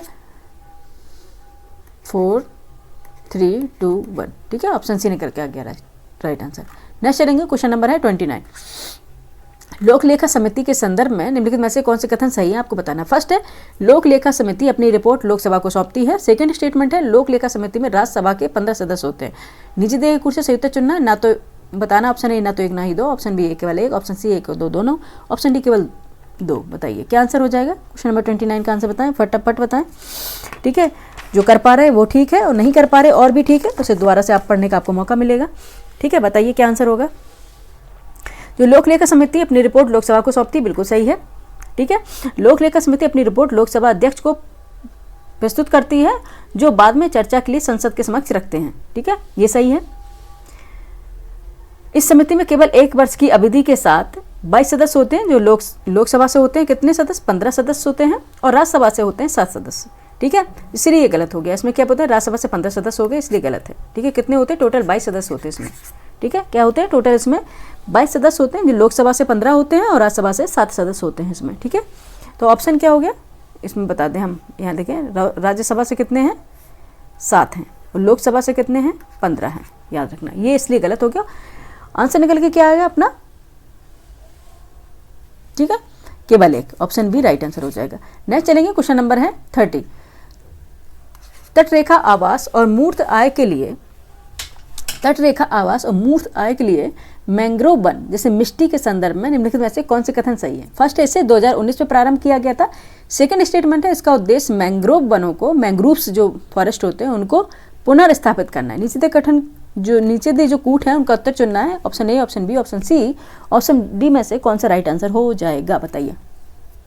ठीक है, इसका उद्देश्य मैंग्रोव वनों को पुनर्स्थापित करना बिल्कुल सही है। ठीक है, लेकिन इसे 2019 में प्रस्तावित नहीं किया गया था। ठीक है, इसे 5 जून 2023 के अवसर पर लॉन्च किया गया था। ठीक है, कब हुआ था, 2023। ठीक है, 2023, ना कि 2019 में किया गया था। ठीक है, इस पहल का लक्ष्य क्या है, मिष्टी का लक्ष्य क्या है, 2023-24 से शुरू होकर अगले 5 वर्षों में 9 राज्य और 3 केंद्र शासित प्रदेशों में फैले लगभग 540 वर्ग किलोमीटर क्षेत्र में मैंग्रोव्स जो वन होते हैं उनका क्या करना, पुनरुद्धार करना, पुनः नवीनीकरण करना और उसको बढ़ाना है। ठीक है, आंसर क्या हो जाएगा, निकल के क्या आएगा फिर हमारा, बताइए। केवल स्टेटमेंट क्या है, 2 सही है, ऑप्शन सी निकल के आएगा। ठीक है, ऑप्शन सी हो गया। नेक्स्ट चलेंगे, क्वेश्चन नंबर है 31। क्वेश्चन नंबर 31 पे चलने के लिए हमें चलना पड़ेगा दूसरे पेज पर। ठीक है, दूसरे पेज पे चलना पड़ेगा। नहीं ये इसी में होगा, आई थिंक इसी में होगा 31 ना, 31 पे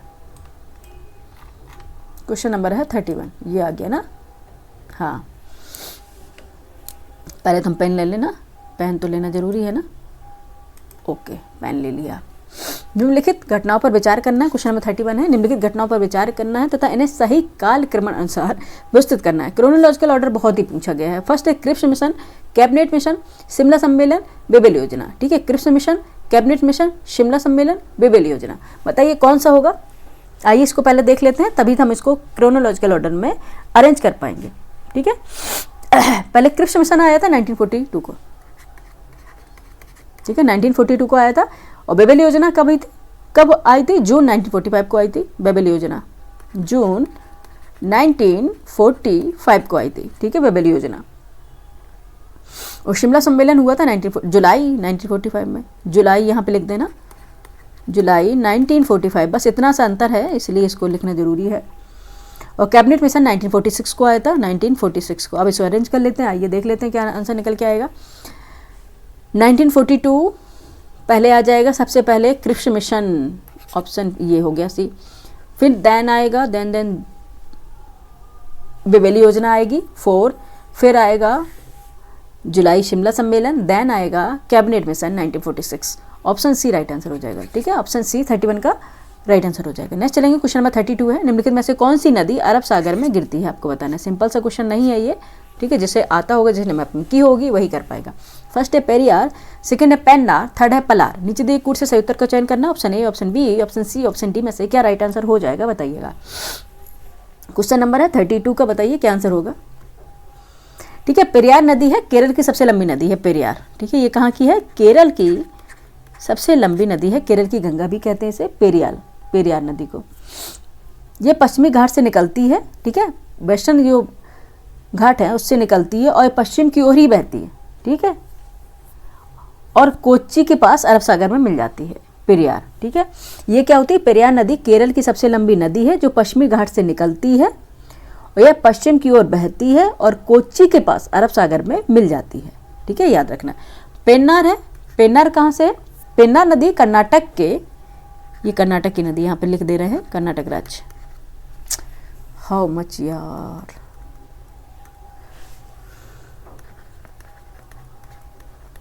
कर्नाटक, ठीक है। पेन्नार है, कर्नाटक की नदी है ये पेन्नार नदी। ये कर्नाटक के नंदी हिल से निकलती है। कहाँ से निकलती है? कर्नाटक के नंदी हिल्स से निकलती है और आंध्र प्रदेश से होकर बहती है, अंत में ही जाके कहाँ? बंगाल की खाड़ी में गिरती है पेन्नार। तो ये तो नहीं गिरी अरब सागर में। और पलार नदी है, ये कर्नाटक, ये भी कर्नाटक की है। पलार नदी है, ये कर्नाटक की है। पलार नदी भी नंदी हिल्स से ही निकलती है, कर्नाटक से निकलती है ये, ठीक है, कर्नाटक से निकलती है, नंदी हिल्स कर्नाटक से ही निकलती है और तमिलनाडु से होकर बहती है और लास्ट में ये चेन्नई के पास बंगाल की खाड़ी में गिरती है। तो ये दोनों ही नहीं होंगी, दोनों बे ऑफ बंगाल में गिरती हैं, ठीक है, दोनों ही बे ऑफ बंगाल में गिरने वाली हैं। केवल पेरियार है जो अरब सागर में, अरेबियन सी में अपना जल गिरा रही है, ठीक है। कौन सी? पेरियार। तो आंसर अपना निकल के क्या होगा? ओनली फर्स्ट जिसमें होगा वही राइट आंसर हो जाएगा, ऑप्शन सी। 32 का क्या हो जाएगा? ऑप्शन सी, यानी कि पेरियार नदी, ठीक है। कौन सी नदी होगी वो? पेरियार नदी है। केरल की गंगा भी इसे बोलते हैं, केरल की सबसे लंबी नदी है, ठीक है। नेक्स्ट चलते हैं, क्वेश्चन नंबर है 33। सूची फर्स्ट को सूची सेकंड से सुमेलित करना है और सूची में नीचे दिए गए कूट का प्रयोग कर सही उत्तर भी चुनना है। एक तरफ तो कोयला क्षेत्र दिए गए, कोयला जो कोल रीजन है, दूसरी तरफ देश दिए गए, कंट्रीज दी गई है। अपलेशियन है, लंकाशायर है, रूर है, कुजबास है, ठीक है। इंग्लैंड, जर्मनी, रूस, संयुक्त राज्य अमेरिका, इनसे आपको सुमेलित करना है, तब जाके आंसर निकलेगा। अब जो अपलेशियन इसमें दिया, अपलेशियन है संयुक्त राज्य अमेरिका, ठीक है। अपलेशियन है संयुक्त राज्य अमेरिका, यानी कि दुनिया के सबसे बड़े प्राचीन कोयला क्षेत्रों में से एक है अपलेशियन। ये पेंसिल्वेनिया से लेकर अलबामा तक फैला है और मुख्य रूप से बिटुमिनस कोयले का ये सोर्स है। तो यहाँ पे हम क्या कर देते हैं? पहले 4 कर ले रहे हैं। लंकाशायर है, ये इंग्लैंड में, लंकाशायर इंग्लैंड फर्स्ट हो गया, ठीक है। वही औद्योगिक जो क्रांति हुई थी, इंडस्ट्रियल रिवोल्यूशन हुआ था, उसके दौरान कपड़ा उद्योगों को कोयला उपलब्ध कराने के लिए महत्वपूर्ण था ये लंकाशायर। नेक्स्ट देखेंगे रूर क्षेत्र, रूर है जर्मनी, सभी जानते हैं रूर है जर्मनी। ये जर्मनी का रूर क्षेत्र कहते हैं, यानी कि जर्मनी के हृदय स्थल से कहा जाता है। बिटुमिनस कोयले के लिए इसमें प्रसिद्ध है, बिटुमिनस कोयले का सोर्स में अधिकांश पाए जाते हैं और ये लोहा इस्पात उत्पाद केंद्र भी है, ठीक है। कौन सा? रूर। लास्ट में हमारा आएगा कुजबास, कुजबास है रूस। ये हमने रूर क्या कर दिया? रूस से नहीं करना बाबा, वो 1 मिनट, हमने जल्दबाजी में कर रहे हैं। रूर है जर्मनी और कुजबास है रूस, ठीक है। रूर है जर्मनी और कुजबास है रूस। 4 1 2 3, ठीक। कुजबास है रूस। जो कुजनेत्स बेसन है, इसका संक्षिप्त नाम है कुजबास और दक्षिण पश्चिम साइबेरिया में ये स्थित है। रूस के सबसे बड़े कोयला उत्पादक क्षेत्रों में से ये एक है और इसमें उच्च गुणवत्ता वाले कोकिंग कोयले पाए जाते हैं। कौन से? कोकिंग कोयले पाए जाते हैं, उच्च गुणवत्ता वाले। तो answer 4 1 2 3 4 1 option C right answer हो गया, ठीक है। 33 का क्या हो गया? ऑप्शन सी राइट आंसर हो गया, ठीक है। नेक्स्ट चलेंगे, क्वेश्चन नंबर है 34। निम्नलिखित कथनों में से कौन से कथन सही है आपको बताने हैं। फर्स्ट है डॉल्फिन और व्हेल ब्लो होल्स के माध्यम से सांस लेती हैं, ठीक है। सेकंड है केंचुए अपनी त्वचा के माध्यम से सांस लेते हैं। नीचे दिए कूट से सही उत्तर चुनना है और उसके बाद आपको आंसर बताना है कि क्या आंसर हो जाएगा, ठीक है। दोनों ही सही है। डॉल्फिन और जो व्हेल होती हैं, जो ब्लो होल्स होता है उसके माध्यम से सांस लेती हैं। केंचुए अपनी त्वचा के माध्यम से सांस लेते हैं, ये भी स्किन से। तो ऑप्शन डी राइट आंसर हो जाएगा, बोथ आर करेक्ट। होता क्या है, डॉल्फिन और जो होल्स होते हैं इनको क्या बोलते हैं? स्तनधारी मछलियाँ इन्हें कहा जाता है। इन्हें मछलियाँ नहीं कहा जाता क्योंकि ये मछली नहीं है, ठीक है। ये क्या है? स्तनधारी मैमल्स बोलते हैं, मैमल्स, ठीक है। इनके पास गलफड़े नहीं होते हैं। ये हवा में सांस लेने के लिए फेफड़ों का उपयोग करती हैं। सांस लेने के लिए जो इनके सिर है, ऊपरी हिस्से पर एक क्या होता है? 1 या 2 छेद होते हैं, जिन्हें ये ब्लो होल कहते हैं। इन्हें ही क्या बोलते हैं? ब्लो होल कहते हैं इन्हें, ठीक है। जब ये पानी के ऊपर आती है, सतह पर आती है, तो देखा होगा इससे खोलती हैं और बाहर हवा को छोड़ती हैं, जिससे आपको देखिए फव्वारे के रूप में दिखाई देता है जब भी व्हेल या फिर डॉल्फिन ऊपर आती हैं पानी के, ठीक है। ये इसी के कारण आती है और फिर क्या करती है? तो ताज़ी हवा को अंदर खींच लेती हैं और फिर ताज़ी हवा को अंदर खींचती हैं और उसका क्या होता है? नीचे अपने चली जाती हैं। इससे उनको सांस लेने में सुगमता होती है। और जबकि केंचुआ होते हैं जलीय जीव के समान अपने श्वसन क्रिया के लिए एक विशेष श्वसन अंग का उपयोग नहीं करते हैं, ठीक है। ये अपना नम और पतली त्वचा के माध्यम से गैसों का विनिमय करते हैं। ऑक्सीजन सीधे इनकी त्वचा से रक्त जो वाहिनियाँ होती है, वेसल्स होती है, उनमें चली जाती है, कार्बन डाइऑक्साइड बाहर निकल जाती है। इस प्रकार श्वसन को क्या बोलते हैं? त्वची श्वसन या स्किन श्वसन बोलते हैं, स्किन रेस्पिरेशन कहते हैं, ठीक है। तो आंसर क्या हो गया? दोनों सही है, ठीक है। नेक्स्ट चलेंगे, क्वेश्चन नंबर 35। निम्नलिखित में से कौन सा ग्रंथ कालिदास के द्वारा नहीं लिखा गया है? नहीं पर अंडरलाइन करेंगे। जो सिली मिस्टेक होती है, जो ह्यूमन एरर होता है, अधिकांश हम बच्चे कर लेते हैं। अगर हम इसमें अंडरलाइन नहीं करेंगे, अंडरलाइन करके चलेंगे तो इस मिस्टेक से बहुत हद तक बचा जा सकता है, ठीक है। फर्स्ट है मेघदूत, सेकेंड है रघुवंशम, मेघदूत रघुवंशम, और थर्ड है श्रृंगार शतक। बताइए कौन सा है जो कालिदास के द्वारा नहीं लिखा गया है? क्वेश्चन नंबर 35 का आंसर बताएं, ठीक है। जो मेघदूत और रघुवंशम है, ये दोनों ही कालिदास के द्वारा लिखे गए हैं ग्रंथ है, जबकि श्रृंगार शतक की रचना भर्तहरि ने की है, ठीक है, भर्तहरि ने की है, ठीक है। ओहो, ये पेन की दिक्कत से हमारा तो आधा तो दिमाग इससे खराब हो जाता है, ठीक है। किसने करी है? भर्तहरि ने श्रृंगार शतक की, और मेघदूत रघुवंशम ये कालिदास द्वारा रचित है, ठीक है। तो किसकी नहीं की है? थर्ड की नहीं की है। तो ऑप्शन निकल के क्या आएगा? ऑप्शन अलग दे दिए हैं, ठीक है। ऑप्शन निकल के क्या आएगा बताइए? अब देख लेंगे ऑप्शन के अकॉर्डिंग हम बता सकते हैं। पहले हम इसको ले चलें अकॉर्डिंग उसके, आप लोगों को दिक्कत न हो तब हम ये सब करना पड़ता है, ठीक है। ये है मोबाइल वाले बच्चों को ध्यान रखना पड़ता है। नीचे देख कुर्सी से उत्तर चुनना है, ऑप्शन ए, ऑप्शन बी, केवल क्या था? ऑप्शन ए, ठीक है। ऑप्शन ए राइट आंसर हो जाएगा। मेघदूत और रघुवंशम दोनों कालिदास द्वारा लिखी गई थी और श्रृंगार शतक भर्तहरि द्वारा लिखी गई थी। क्वेश्चन नंबर 36 देखते हैं। भारतीय संविधान के भाग और उसके विषय का निम्नलिखित में से कौन से युग में सही सुमेलित नहीं है? ठीक है, ये आपको बताना, अंडरलाइन कर लेते हैं। First, second, third. भाग है 4A मौलिक कर्तव्य, भाग 6 है राज्य, भाग 3 है नहीं 3 है, भाग 11 है नगर पालिकाएं। बताइए नीचे गुण से सही उत्तर चुनना है, कौन से इसमें सही सुमेलित नहीं है? नगर पालिकाएं नहीं सुमेलित हैं, ठीक है, नगर पालिकाएं नहीं सुमेलित हैं, और बाकी मौलिक कर्तव्य और राज्य ये दोनों सुमेलित हैं, ठीक है। भाग 4 में मौलिक कर्तव्य है और भाग 6 में राज्य, ठीक है। भाग 6 में राज्य कार्यपालिका है, विधायिका एवं न्यायपालिका से संबंधित है, ठीक है। राज्य कार्यपालिका, विधायिका और न्यायपालिका से संबंधित है भाग 6, और भाग 4A है जो 4A मौलिक कर्तव्य से संबंधित है, और नगर पालिकाएं किससे हैं? 9A, ठीक है, 9A है नगर पालिकाएं, म्यूनिसिपैलिटी, ठीक है, म्यूनिसिपैलिटी है 9A। और इसमें जो 11 भाग 11 दिया गया है, भाग 11 दिया गया है, ये किससे संबंधित है? केंद्र और राज्यों से संबंधित है भाग 11, ठीक है। किससे था? केंद्र और राज्य संबंध, केंद्र और राज्य संबंध, ठीक है। तो अपना निकल के क्या आएगा आंसर? कौन सा सुमेलित नहीं था? थर्ड, केवल थर्ड कहाँ पे होगा? ऑप्शन ए राइट आंसर हो जाएगा, ऑप्शन ए इसका राइट आंसर हो जाएगा। 36 का आंसर क्या हो जाएगा? ऑप्शन ए, ठीक है। नेक्स्ट चलेंगे क्वेश्चन नंबर 37। नीचे 2 कथन दिए गए जिसमें से एक को अभिकथन ए तथा दूसरे को आर कहा गया। अभिकथन ए है, देखते हैं ऐसा रीजन का क्वेश्चन है। कथन ए है पुरुषों और महिलाओं की आवाज़ें अलग अलग होती हैं, ठीक है, बिल्कुल सही है। कारण आर है पुरुषों और महिलाओं में वोकल कॉर्ड की जो लंबाई और मोटाई होती है अलग अलग होती है, बिल्कुल सही है, ये भी सही है, बिल्कुल ठीक है। तो क्या हो जाएगा आंसर? क्या निकल के आएगा? अपना आंसर निकल के आएगा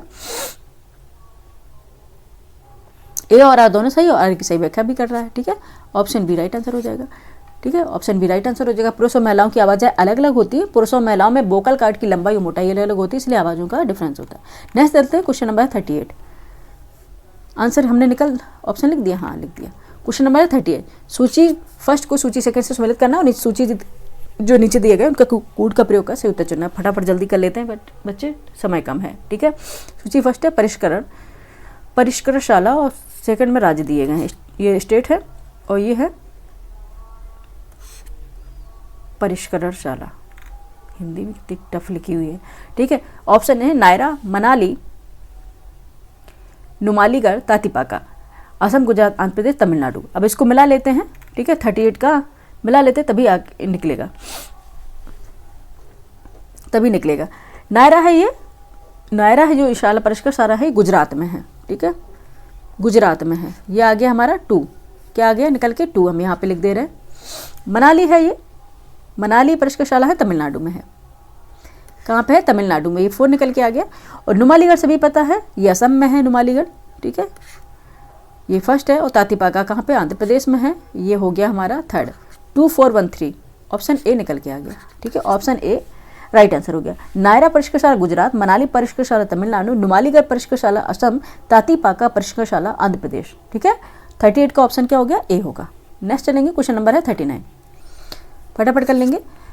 ऑपरेशन ओलिविया, ऑपरेशन ओलिविया के संदर्भ में निम्नलिखित में से कौन से कथन सही हैं, ठीक है। ऑपरेशन ओलिविया के संदर्भ में निम्नलिखित में से कौन से कथन सही होंगे आपको बताना। फर्स्ट है, यह उड़ीसा के तट पर ऑलिव रिडले कछुओं की सुरक्षा के लिए, ठीक है। नेक्स्ट देख लें, कछुओं की सुरक्षा के लिए यानी कि टर्टल की सुरक्षा के लिए भारतीय तट रक्षकों की एक पहल है। सेकंड है, ऑपरेशन ओलिविया अगस्त के महीने के दौरान चलाया जाता है, जो ऑलिव रिडले कछुओं के घोंसले बनाने का समय होता है।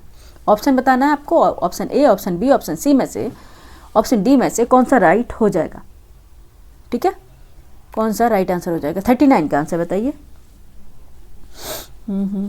ठीक है, ऑपरेशन ओलिविया अगस्त के महीने के दौरान चलाया जाता है, जो ऑलिव रिडले कछुओं, ये गलत है, ऐसा नहीं है, ठीक है, ये ऐसा बिल्कुल भी नहीं है। जैसा कि स्टेटमेंट फर्स्ट में ही बता दिया गया है। क्या बताया गया है स्टेटमेंट में? कि यह ओडिशा के तट पर ऑलिव रिडले कछुओं की सुरक्षा के लिए, ये स्टेटमेंट सही है, ठीक है, फटाफट कर लेते हैं। और सुरक्षा के लिए भारतीय तट रक्षकों की एक पहल है, बिल्कुल सही है। ये फर्स्ट स्टेटमेंट बिल्कुल सही है, लेकिन सेकंड गलत है, ठीक है, सेकंड बिल्कुल ही गलत है। इसे 1980 के दशक के प्रारंभ में जो ओडिशा तट पर प्रजनन और घोंसले के मौसम के दौरान ऑलिव रिडले कछुओं की सुरक्षा के लिए शुरू किया गया था, ठीक है, 1980 के दौरान इसे शुरू किया गया था, याद रखना है। और ऑलिव रिडले ऑपरेशन, ठीक है, तो आंसर अपना निकल के क्या आएगा? बी, केवल 1, ऑप्शन 20 का राइट आंसर हो जाएगा। नेक्स्ट चलेंगे, नेक्स्ट क्वेश्चन है हमारा 40, अंतर्राष्ट्रीय पुलिस सहयोग के लिए ऑनलाइन पोर्टल भारत पोल निम्नलिखित में से किसके द्वारा विकसित किया गया है? फर्स्ट है केंद्रीय जांच ब्यूरो, सेकंड है अनुसंधान और विश्लेषण विंग, थर्ड है आसूचना ब्यूरो, फोर्थ है प्रवर्तन निदेशालय। नीचे दे कूट कर आपको कूट का प्रयोग करना है, उसके बाद आपको सही उत्तर देना है। Option A, option B, option C, option D में से राइट आंसर बताइए क्या हो जाएगा। ठीक है, जो भारत पोल पोर्टल है वो केंद्रीय अन्वेषण ब्यूरो सीबीआई द्वारा अंतर्राष्ट्रीय पुलिस सहयोग को सुगम बनाने और इंटरपोल के माध्यम से सहायता के लिए अनुरोधों को सरल बनाने के लिए विकसित किया गया है, ठीक है। तो क्या हो जाएगा, किसके लिए विकसित किया गया है, किसके लिए विकसित किया गया है? केंद्रीय जांच ब्यूरो, ऑप्शन बी राइट आंसर हो जाएगा, ठीक है, ऑप्शन बी राइट आंसर हो जाएगा, ठीक है। ये किसके लिए? सीबीआई, केंद्रीय जांच ब्यूरो।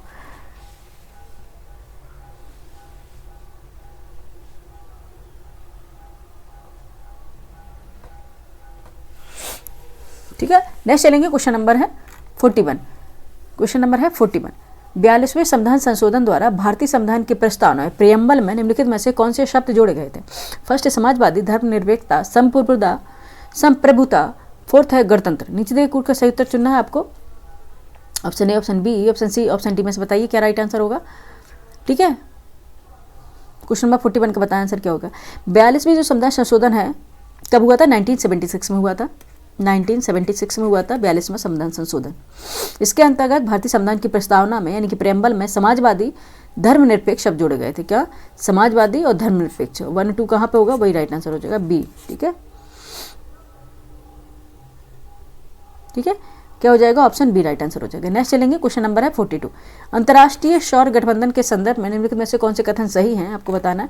फर्स्ट है, यह पहला संधि आधारित अंतर सरकारी संगठन है जिसका मुख्यालय भारत में है और इसमें 38 सदस्य देश है। सेकंड है, विश्व सौर बैंक और वन सन वन ग्रिड, विश्व सौर बैंक और one sun one grid, one world one grid, ये है, ठीक है।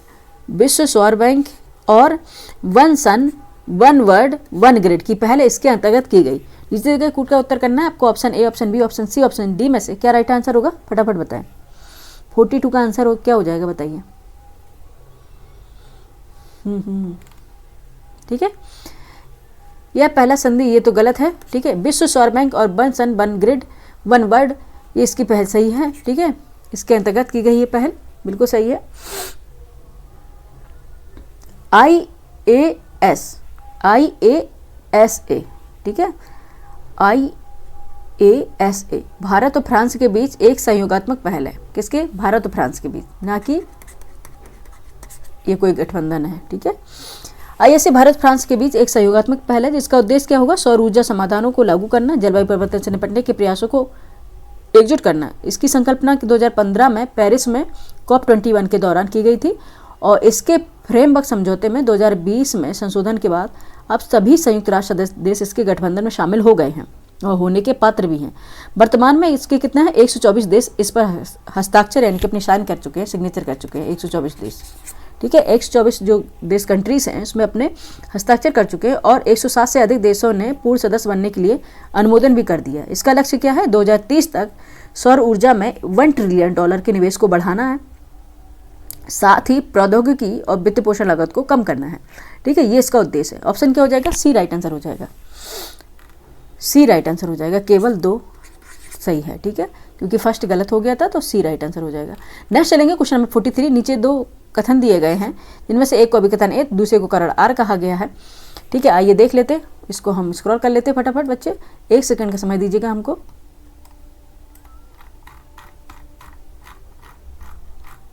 एक सेकंड का समय चाहिए बस।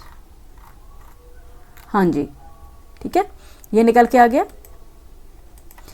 अभिकथन ए है, असर्शन रीजन क्वेश्चन है। अभिकथन ए है, मुगल सम्राट अकबर ने फतेहपुर सीकरी में बुलंद दरवाजा का निर्माण करवाया था, ठीक है, एब्सोल्युटली करेक्ट।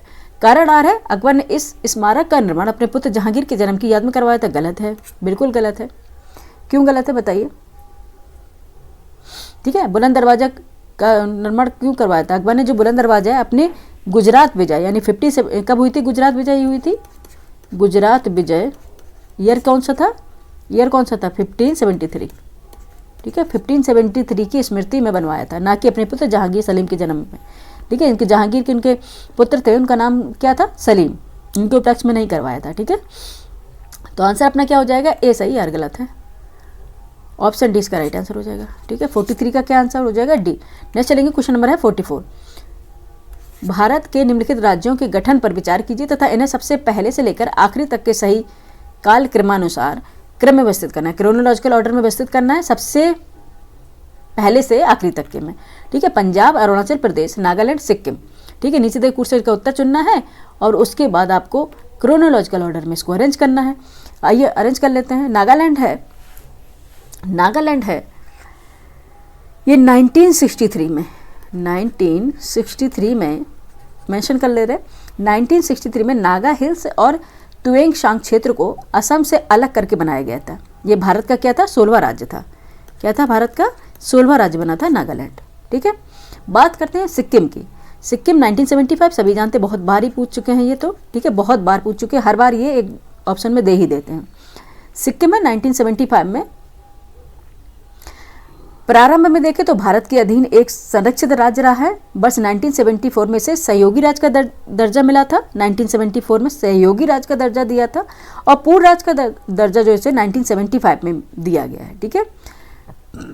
नेक्स्ट देखते हैं,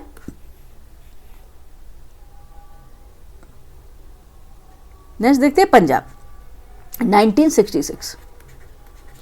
1966 पंजाब पुनर्गठन अधिनियम के तहत पंजाब यानी सिखों और पंजाबी भाषियों को लेकर एक नए राज्य का गठन किया गया था, ठीक है। और अरुणाचल प्रदेश की बात करें तो ये 20 फरवरी यानी कि 1987 को पूर्ण राज्य से दर्जा मिला था अरुणाचल प्रदेश को। अब इसे अरेंज कर लेते हैं, कौन सा पहले हो जाएगा? फर्स्ट, अरे ये कहाँ पे ये कर रहे हैं हम? 3 होगा पहले, 3 फर्स्ट 4 2 3142, ठीक है। डी राइट आंसर होगा, निकल के आएगा, ठीक है। ऑप्शन डी इसका राइट आंसर हो जाएगा, ठीक है। नेक्स्ट चलेंगे क्वेश्चन नंबर 45 पे। क्वेश्चन नंबर है 45। सूची फर्स्ट को सूची सेकंड से सुमेलित करना है, तो सूची में नीचे दिए कूट का प्रयोग का सही उत्तर चुनना है। सूची फर्स्ट है, सूची सेकंड है। पुलित्जर पुरस्कार श्रेणी है, और 2025 के इसमें विजेता हैं, किसको मिला है आइए देख लेते हैं। क्वेश्चन नंबर 45, फिक्शन, संगीत, जीवनी, ड्रामा, नाटक, ठीक है, इनको अरेंज करेंगे, मिलाएंगे तब जाके आंसर निकलेगा, ठीक है। पुलित्जर जो पुरस्कार है और 2025 में जो इसके विनर रहे हैं उनको मिलाना है।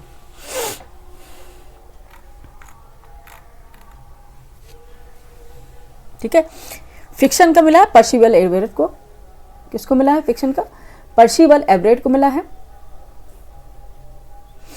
संगीत का मिला है सूसी इब्रा को, ठीक है, और जीवनी का मिला है जेसन रॉबर्ट्स को मिला है, और ड्रामा या नाटक का मिला है ब्रैंडन जैक्सन जेनकिंस को, ठीक है। ये हो गया ऑप्शन ए राइट आंसर, ठीक है, ऑप्शन ए इसका राइट आंसर है। फिक्शन पर्सिवल एवरेट, संगीत सूसी इबारा, जीवनी जेसन रॉबर्ट्स, ड्रामा नाटक Brandon Jackson Jenkins. Brandon Jackson क्या नाम है, ब्रैंडन जैक्सन जेनकिंस, नाम भी ऐसे है इनके गलत से गलत नहीं, नाम सही है लेकिन वो अपने यहाँ नहीं बोले जाते हैं। ब्रैंडन जैकब्स जेनकिंस इनके नाम है, ठीक है। नेक्स्ट चलते हैं, क्वेश्चन नंबर 46 है, सूची फर्स्ट को सूची सेकंड से सम्मिलित करना है तथा सूचियों में नीचे दिए कूट का प्रयोग कर सही उत्तर चुनना है। आइए कर लेते हैं। 46 के आंसर के लिए हम चलेंगे पेज नंबर सेकंड पर, ठीक है, तब जाके हम इसको कर पाएंगे, ठीक है। ये आ गया, ठीक है, सूची फर्स्ट है और सूची सेकंड है, इसको सम्मिलित कर लेते हैं। एक तरफ गवर्नर जनरल हैं इनकी और वायसराय है, दूसरी तरफ है योगदान या उनका कार्य, उन्होंने क्या कार्य किए हैं। लॉर्ड डलहौजी है, लॉर्ड कर्जन है, लॉर्ड विलियम बेंटिंग है, लॉर्ड विलियम है और लॉर्ड कॉर्नवालिस है, ठीक है। आपको इनसे अरेंज करना है, इन्होंने क्या वर्क किया है, क्या काम किए हैं।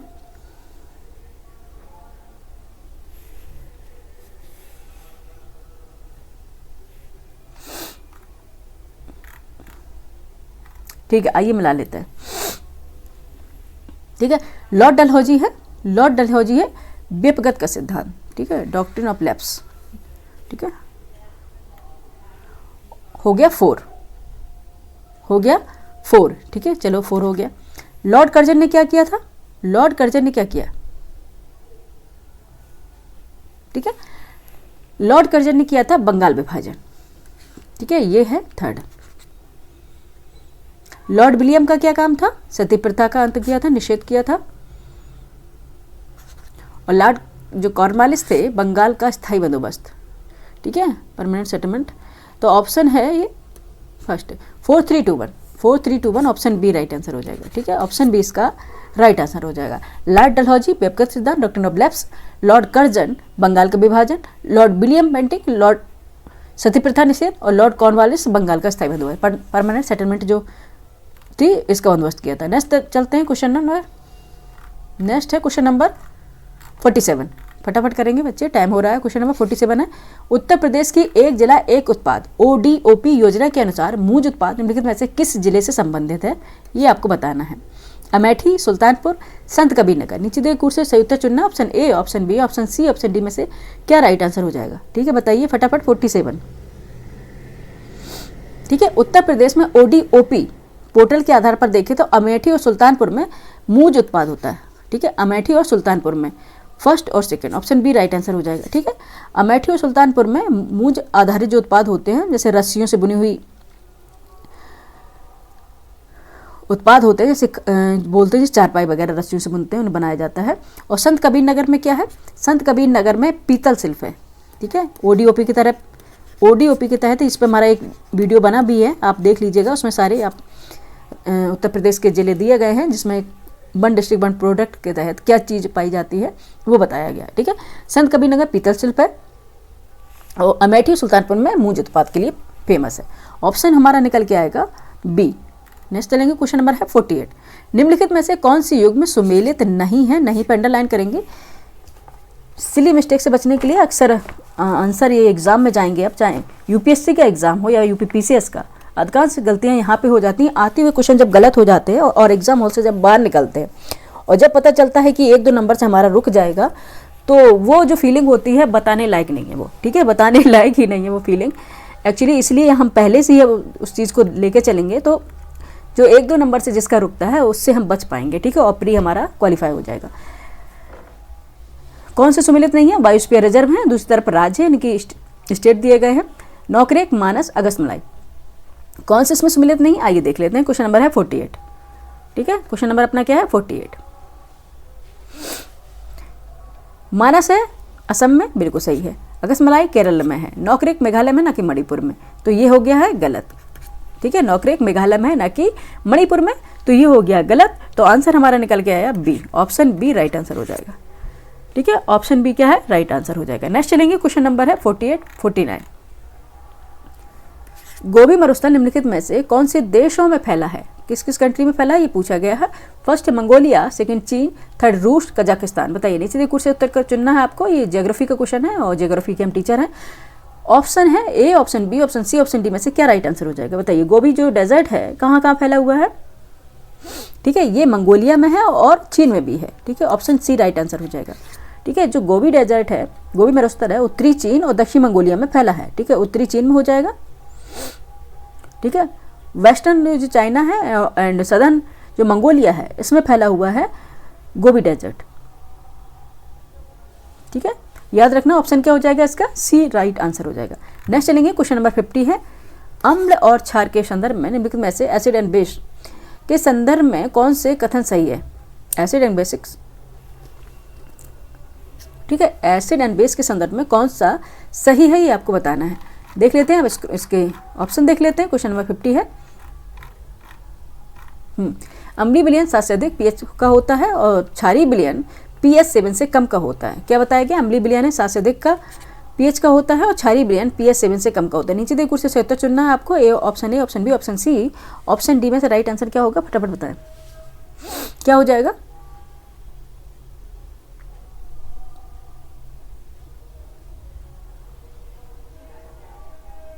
ठीक है, क्या हो जाएगा, दोनों ही गलत है ये, ना तो ए ना ही दो। ऑप्शन ए इसका राइट आंसर हो जाएगा। ठीक है, पीएच के अवधारणा को सबसे पहले किसने 1909 में कार्लसबर्ग लेबोरेटरी ने, ठीक है, कार्लसबर्ग लेबोरेटरी ने डेनिश जो रसायन शास्त्री थे सोरेन पेडर लॉरिटस थे, सोरसेनस से प्रस्तुत किया था। ठीक है, कौन किसने कार्लसबर्ग लेबोरेटरी और डेनिश से थे रसायन शास्त्री, और सोरेन पेडर लॉरिटस और सोरेन सेन ने, ये इनके नाम हैं, इन्होंने किया था। सबसे पहले आप ये जान लें नाम, तो ये पूछ लेते हैं कई बार। पीएच स्केल एक मात्रात्मक पैमाना होता है जो किसी विलयन की अम्लता या क्षारीयता को मापने के लिए उपयोग किया जाता है। इसके ए मतलब इनकी एसिड क्या होता है, इसका बेस क्या होगा। पीएच स्केल का दायरा 0 से 14 तक होता है, आपको पता है। ठीक है, क्या होता है, 0 से 14 तक होता है। जहाँ 7 होता है जो उदासीन माना जाता है, 7 यहाँ पे हो जाएगा। ठीक है, न्यूट्रल होता है। ठीक है, और देखेंगे 0 से 6 है, अगर 0 से अगर 6 तक जा रहा है तो ये क्या हो गया, एसिडिक हो गया, अम्लीय हो गया ये वाला। ठीक है, 0 से अगर 6 तक जा रहा है तो अम्लीय हो गया, ये 7 तक ये न्यूट्रल हो गया, और अगर 7 ये उदासीन हो गया, और 8 से फिर उसके बाद 14 तक जा रहा है तो ये क्या हो गया, क्षारीय हो गया, यानी बेसिक हो गया। ठीक है, ये एसिडिक, क्षारीय, ये बेसिक। ठीक है, ये हो गया। तो नींबू का रस, सिरका या पेट की गैस, ये अम्लीय होते हैं। ठीक है, ये अम्लीय होते हैं। उदासीन शुद्ध पानी होता है, और क्षारीय होते हैं साबुन या बेकिंग सोडा या ब्लीच, ये क्षारीय होते हैं। तो ऑप्शन क्या हो जाएगा हमारा निकल के, क्या हो जाएगा, ऑप्शन ए इसका राइट आंसर होगा। नेक्स्ट चलेंगे, क्वेश्चन नंबर है 51। नगर पालिका के संदर्भ में निम्नलिखित में से कौन से कथन सही है। फर्स्ट, नगर पालिका सदस्य बनने के लिए अर्हता जो अपनी एज है, अर्हता आयु है 25 ईयर्स होनी चाहिए, 25 वर्ष होनी चाहिए। सेकंड है, नगर पालिका में सीधे चुनाव से आने वाले कुल सदस्य संख्या का 1/3 स्थान महिलाओं के लिए आरक्षित है, 1/3। ठीक है, अब बताइए आंसर इसमें नीचे देखिए कुछ से सही उत्तर चुनना है। Option A, option B, option C, option D में से क्या राइट आंसर हो जाएगा, बताइए। ठीक है, नगर पालिका सदस्य बनने के लिए अर्हता आयु 21 वर्ष है, ना कि 25 वर्ष। ठीक है, क्या है 21। ठीक है, इसलिए ये गलत हो जाएगा स्टेटमेंट। ठीक है, आर्टिकल देखेंगे 243V, 243V according article 243V 74वें अमेंडमेंट एक्ट 1992 के अकॉर्डिंग नगर पालिका चुनाव लड़ने की न्यूनतम आयु 21 ईयर है। ठीक है, ना कि 25। सेकेंड जो स्टेटमेंट है ये सही है कि आर्टिकल देखेंगे 243T सब क्लॉज 243T 3 के अनुसार प्रत्येक नगर पालिका में प्रत्यक्ष चुनाव द्वारा भरी जाने वाली कुछ सीटों में से कम 1/3 जो सीटें होंगी महिलाओं के लिए रिजर्व होगी, यानी कि आरक्षित होगी। इनमें SC जो ST होंगी, SC ST जो सीटें होंगी वो भी इन्हीं में ही शामिल की जाएंगी, 1/3 जो सीटें होंगी महिलाओं के लिए उनमें। ठीक है, तो ऑप्शन क्या हो जाएगा हमारा? सेकंड स्टेटमेंट सही है, और सेकंड स्टेटमेंट सही है तो केवल D, option D right answer हो जाएगा। ठीक है, नेक्स्ट चलेंगे क्वेश्चन नंबर 52। निम्नलिखित युग्म में से कौन से सही सुमेलित हैं? कोयला उत्पादक क्षेत्र एक राज्य, एक तरफ तो कोयला उत्पादक क्षेत्र है, दूसरी तरफ राज्य दिए गए हैं। ठीक है, देख लेते हैं मावलोंग, रानीगंज, रामगढ़, तालचेर। ठीक है, कोल उत्पादन रीजन है यानी कि, और दूसरी तरफ जो है कोल प्रोडक्शन रीजन है, और दूसरी तरफ स्टेट है। आइए इसको अरेंज कर लेते हैं। मावलोंग, रानीगंज, रामगढ़, तालचेर। नीचे दिए कुर्सी से उत्तर चुनना है, बताना क्या है कौन से सही सुमेलित हैं। ठीक है, करेक्ट मैच है जो वो उसको बताना है। ठीक है, रानीगंज पश्चिम बंगाल बिल्कुल सही है, रामगढ़ झारखंड बिल्कुल सही, तालचेर उड़ीसा बिल्कुल सही, ये तीनों ही सही है। लेकिन मावलोंग अरुणाचल प्रदेश में ऐसा कोई कोयला क्षेत्र नहीं है। ठीक है, अगर देखेंगे अरुणाचल प्रदेश में कुछ कोयले के भंडार पाए जाते हैं, जैसे देखते हैं नामचिक, नामफुक। नामचिक, नामफुक नाम के क्षेत्र हैं। ठीक है, मावलोंग नाम का कोई क्षेत्र नहीं है। ठीक है, इसलिए रानीगंज पश्चिम बंगाल सही है, रामगढ़ झारखंड, और जो तालचेर है वो उड़ीसा। ठीक है, ये कोयला उत्पादक क्षेत्र है। ठीक है, याद रखना। और ऑप्शन हमारा निकल के क्या आ जाएगा? 2, 3, 4 ऑप्शन हमारा आएगा ए करेक्ट आंसर हो गया। Option A is a correct answer of this question. Next चलेंगे, नेक्स्ट क्वेश्चन हमारा है 53। ठीक है, क्वेश्चन नंबर है 53। अलाउद्दीन खिलजी की निम्नलिखित विजयों को सही काल क्रमानुसार क्रम में व्यवस्थित करना था। नीचे दे कुर्सी उत्तर चुनना है, इसे क्रोनोलॉजिकल ऑर्डर में अरेंज करना है। फर्स्ट है रणथंबोर, सेकंड है जैसलमेर, थर्ड है वारंगल, फोर्थ है चित्तौड़। आइए देख लेते हैं। जैसलमेर है, जैसलमेर की जो इन्होंने विजय प्राप्त करी थी, ये करी थी 1299 में। ठीक है, और रणथंबोर की करी थी इन्होंने 1301 में। ठीक है, और वारंगल की 1308 में थी वारंगल, और चित्तौड़ की करी थी जो रानी पद्मावत आपने देखी होगी, इससे संबंधित थी चित्तौड़। ठीक है, 1303। अब इसको अरेंज कर लेते हैं, आ जाएगा 2143। ऑप्शन ए राइट आंसर हो जाएगा। Option A is the right answer of this question. Next चलेंगे, क्वेश्चन नंबर फटाफट करेंगे, टाइम ओवर हो रहा है। क्वेश्चन नंबर है 54। नई पंबन ब्रिज के संदर्भ में निम्नलिखित में से कौन से कथन सही हैं? ठीक है, फर्स्ट स्टेटमेंट है इसका निर्माण रेल विकास निगम लिमिटेड द्वारा किया गया है। जो स्क्रॉल करेंगे हम इसको, 1 सेकंड का टाइम दीजिएगा बच्चे। जो पंबन ब्रिज की बात हो रही है ना, हाँ ठीक है, ये निकल के आ गया। जो रेल मंत्रालय के तहत एक नवरत्न सार्वजनिक क्षेत्र की इकाई है। सेकंड स्टेटमेंट है यह भारत का पहला वर्टिकल लिफ्ट रेलवे सी ब्रिज है। नीचे दिए कुर्सी से उत्तर चुनना है, आपको बताइए option A, option B, option C, option D. फटाफट करें। ठीक है, 1 सेकंड से भी कम समय लगना चाहिए। ठीक है, क्योंकि आपको पता है 150 क्वेश्चन करना है और 120 मिनट्स मिलते हैं। आप बताइए क्या होगा आपका। उसमें आपको बीच में सिग्नेचर भी करने होते हैं, मार्कशीट भी बननी होती है। 54 का आंसर बताएं।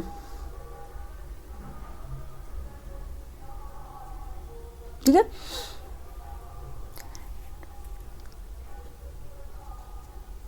हाँ, जो पंबन ब्रिज की बात हुई है, यहाँ देखेंगे प्रधानमंत्री श्री नरेंद्र मोदी ने 6 अप्रैल 2025 को नए पंबन ब्रिज का उद्घाटन किया था। यह तमिलनाडु में एक पाक जलडमरू मध्य यानी कि जिसे बोलते हैं स्ट्रेट पर फैला एक 2.07 किलोमीटर लंबा भारत का पहला वर्टिकल लिफ्ट रेलवे सी ब्रिज है। ठीक है, नया पंबन ब्रिज है रेल विकास निगम लिमिटेड यानी कि RVNL द्वारा बनाया गया है, जो रेल मंत्रालय के तहत एक नवरत्न PSU है। ठीक है, ये बिल्कुल सही है। तो दोनों स्टेटमेंट हमारे करेक्ट हो जाएंगे, ये भी और ये भी। ठीक है, इन्फॉर्मेटिव क्वेश्चन था ये, कि हमें आयोग बताना चाह रहा है, इन्फॉर्मेशन देना चाह रहा है बस। ठीक है, ऑप्शन क्या है? डी राइट आंसर हो जाएगा। 54 का आंसर क्या है? डी। नेक्स्ट चलेंगे, क्वेश्चन नंबर है 55। निम्नलिखित में से कौन सा रामसर आर्द्र भूमि वेटलैंड स्थल उत्तर प्रदेश में स्थित नहीं है? आपको बताना है कौन से हैं जो उत्तर प्रदेश में नहीं है। ठीक है, अंडरलाइन करेंगे पहले ही, जैसे कि हम हमेशा बताते हैं। फर्स्ट है सरसरी नावर सरसई नावर झील, सेकंड है समसपुर पक्षी अभ्यारण्य, थर्ड है रुद्रसागर झील, फोर्थ है सुल्तानपुर राष्ट्रीय उद्यान। इसे देखते ही हम समझ गए हैं कौन से, रुद्रसागर झील बिल्कुल नहीं है, सुल्तानपुर राष्ट्रीय उद्यान नहीं है। ठीक है, ये दोनों बिल्कुल ही नहीं होंगे। सरसई नावर झील जो है वेटलैंड है उत्तर प्रदेश में, ये इटावा जिले में है। ठीक है, कहाँ पे है? इटावा।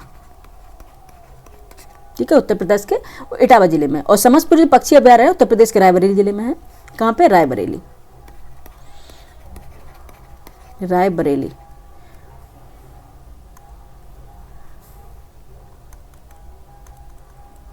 यहां पे लिख दे रहे हैं हम रायबरेली। ठीक है, समसपुर रायबरेली में है। ठीक है, ये सारे वेटलैंड्स साइट्स हैं जिसे रामसर साइट के रूप में मान्यता दी गई है। और रुद्रसागर झील है, ये त्रिपुरा का है। और सुल्तानपुर राष्ट्रीय उद्यान है हरियाणा की गुरुग्राम जिले में स्थित है। और ये रामसर स्तर है। ठीक है, और अक्टूबर 2025 तक अगर देखें तो भारत में कुल 93 रामसर स्थल थे उस समय। ठीक है, बढ़ गए होंगे, अभी नया जो डेटा है वो आप लोग देख लीजिएगा। तो आंसर अपना निकल के क्या आ जाएगा? कौन से स्थित नहीं है? 3-4, यही तो पूछा गया था। 3-4 ऑप्शन ए। 55 का क्या आएगा आंसर? ऑप्शन ए निकल के आएगा। ऑप्शन ए राइट आंसर हो जाएगा। नेक्स्ट चलेंगे, क्वेश्चन नंबर है 56, फटाफट करेंगे। मार्च 2025 में संयुक्त विशेष बल अभ्यास खंजर 12 भारत और निम्नलिखित में से किन देशों के बीच आयोजित किया गया? फर्स्ट रूस, तुर्कमेनिस्तान, किर्गिस्तान और मंगोलिया। नीचे दिए कुछ से आपको उत्तर चुनना है। Option A, option B, option C, option D में से क्या राइट आंसर हो जाएगा? फटाफट बताएं। ठीक है, किसके साथ है ये?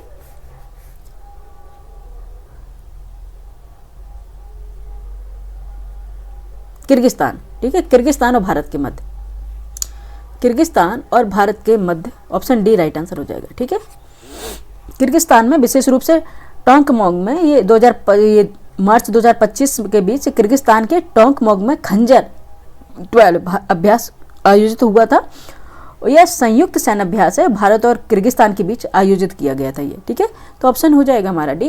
नेक्स्ट चलेंगे, क्वेश्चन नंबर है 57। निम्नलिखित में से कौन फजल अली आयोग के सदस्य थे?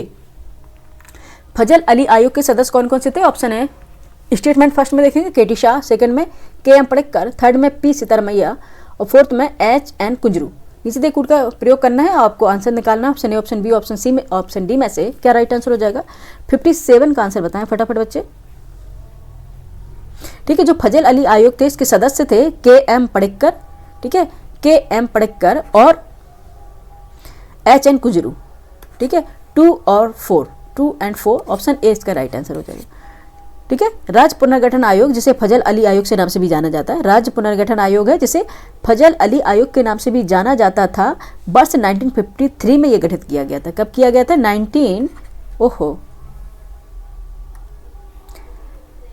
1953 में से गठित किया गया था। ठीक है, राज्य पुनर्गठन आयोग, इससे पहले कहते थे, अब बोलते फजल अली आयोग। ठीक है, और इसके सदस्य कौन से थे?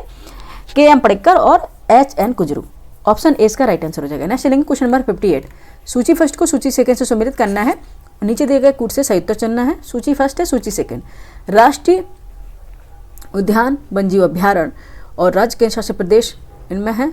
आइए मिला लेते हैं कौन से होंगे। दाचीग्राम मध्य प्रदेश, केवल आधा दिया गया इसमें यार। दाचीग्राम मध्य प्रदेश, केवलादेव राजस्थान। ठीक है, अब इसको हम दूसरे में ले जाना पड़ेगा इसको।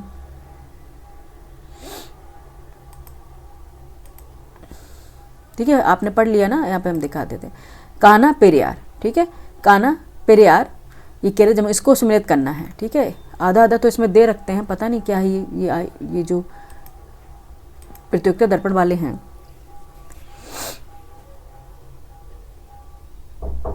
Who is? 1 second.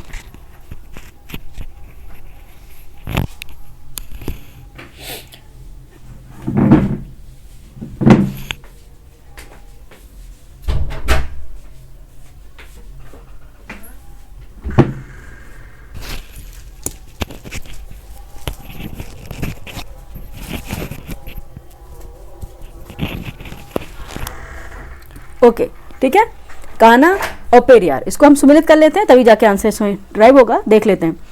दाचीग्राम राष्ट्रीय उद्यान है, श्रीनगर जम्मू कश्मीर में स्थित है। और केवलादेव राष्ट्रीय उद्यान है राजस्थान में है, और कान्हा मध्य प्रदेश में है, ठीक है, और पेरियार जो सभी जानते हैं केरल में है, ठीक है। केरल का जो वन्यजीव अभ्यारण्य है ये पेरियार, ठीक है, ये केरल में स्थित है। तो ऑप्शन हमारा क्या निकल के आएगा? ऑप्शन निकल के आएगा बी, ठीक है। आदर्श में दिया गया था इसलिए हम आपको दिखा दिए एक साथ ही, ठीक है। अभी एक साथ दिखा दे रहे हैं आप लोगों को। ऑप्शन निकल के आएगा बी, कहना है, ये मध्य प्रदेश में है। यहाँ पे हम एक बार लिख दे रहे हैं आपको, ठीक है। आदर्श में ऐसे चला गया था बच्चे, क्योंकि इसको हम स्क्रॉल करके आपको दिखा दे रहे हैं, ठीक है। ये देखो दाची ग्राम कहाँ पे है? जम्मू कश्मीर में है। केलादेव राजस्थान में है, और कान्हा है ये मध्य प्रदेश में है, और पेरियार केरल में है, ठीक है, याद रखिएगा। अब हम पेन ले लेते हैं इसको पहले। नेक्स्ट चलते हैं, क्वेश्चन नंबर है 59। निम्नलिखित में से कौन से युग में सुमेलित नहीं है? अंडरलाइन करेंगे पहले। कौन से युग में सुमेलित नहीं है? अंडरलाइन करेंगे। एक तरफ जनजाति है, एक तरफ आवास क्षेत्र है। चाय पी ले, चाय पी ले। जनजाति है, एक तरफ आवास क्षेत्र है। बुशमैन है, एस्किमो है, पिग्मी है, मसाई है। इसमें से कौन से सुमेलित नहीं है आपको बताना है। क्वेश्चन नंबर है 59, ठीक है। बुशमैन है, कालाहारी मरुस्थल में पाई जाती है, बिल्कुल सही, कालाहारी डेजर्ट में। एस्किमो उत्तरी कनाडा में पाई जाती है, ठीक है, ये भी सही है, ठीक है। ये सारी एस्किमो जो जनजाति होती हैं मोस्टली ये जो फ्रिजिड जोन होते हैं वहाँ पे पाई जाती हैं, ठीक है, उत्तरी कनाडा में, बिल्कुल सही है। और पिग्मी है, कांगो बेसिन में पाई जाती है, बिल्कुल सही। लेकिन मसाई है, ये पश्चिमी अफ्रीका में कहा है, ये गलत हो जाएगी, ठीक है। जो मसाई जो जनजाति है ये पश्चिमी अफ्रीका में ना पाके उत्तरी, ये देखेंगे अफ्रीका के पश्चिमी में ना, ये कहाँ पे पाए जाते हैं? उत्तरी अफ्रीका में पाए जाएंगे, ठीक है। कहाँ पे पाए जाएंगे? पूर्वी अफ्रीका में पाए जाएंगे, ठीक है। पश्चिमी की जगह यहाँ पे कहा पूर्वी अफ्रीका में पाए जाते हैं। ये लोग पूर्वी अफ्रीका के विशिष्ट जो सवाना घास के मैदान होते हैं वहाँ पे रहते हैं। मोस्टली वो रीजन कौन सा होगा? मोस्टली वो रीजन हो जाएगा केन्या, हाँ केन्या होगा, तंजानिया होगा, इथोपिया, ठीक है, ये रीजन पड़ेगा वहाँ पे। केन्या, उत्तरी तंजानिया में ये पाए जाते हैं, ठीक है। तो आंसर अपना निकल के क्या आएगा? आंसर निकल के आएगा ऑप्शन ए। क्या है? ऑप्शन ए इसका राइट आंसर हो जाएगा, ठीक है। नेक्स्ट चलते हैं, नेक्स्ट क्वेश्चन हमारा है, क्वेश्चन नंबर है 60। नीचे दो कथन दिए गए जिनमें एक को अभिकथन ए तथा दूसरे को कारण आर कहा गया। अभिकथन ए है, खाद्य सुरक्षा अधिशेष खाद्य उत्पादन वर्षों में भी आवश्यक है, ठीक है। कारण आर है, असमान वितरण और दुर्गम पहुंच के बाहर होने के कारण भुखमरी अभी भी हो सकती है। नीचे दिए गए कूट से सही उत्तर चुनना है आपको। कूट देख लेते हैं, option A, option B, option C, option D में से क्या राइट आंसर हो जाएगा? बताइए क्या राइट आंसर होगा, फटाफट बताएं, समय कम है, बहुत जल्दी हमें इसे कराना है, ठीक है, बहुत जल्दी में इसे कराना है। आंसर बताइए क्या हो जाएगा?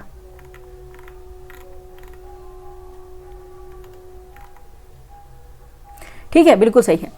खाद्य सुरक्षा अधिशेष खाद्य उत्पाद वर्षों में भी आवश्यक है, बिल्कुल सही है।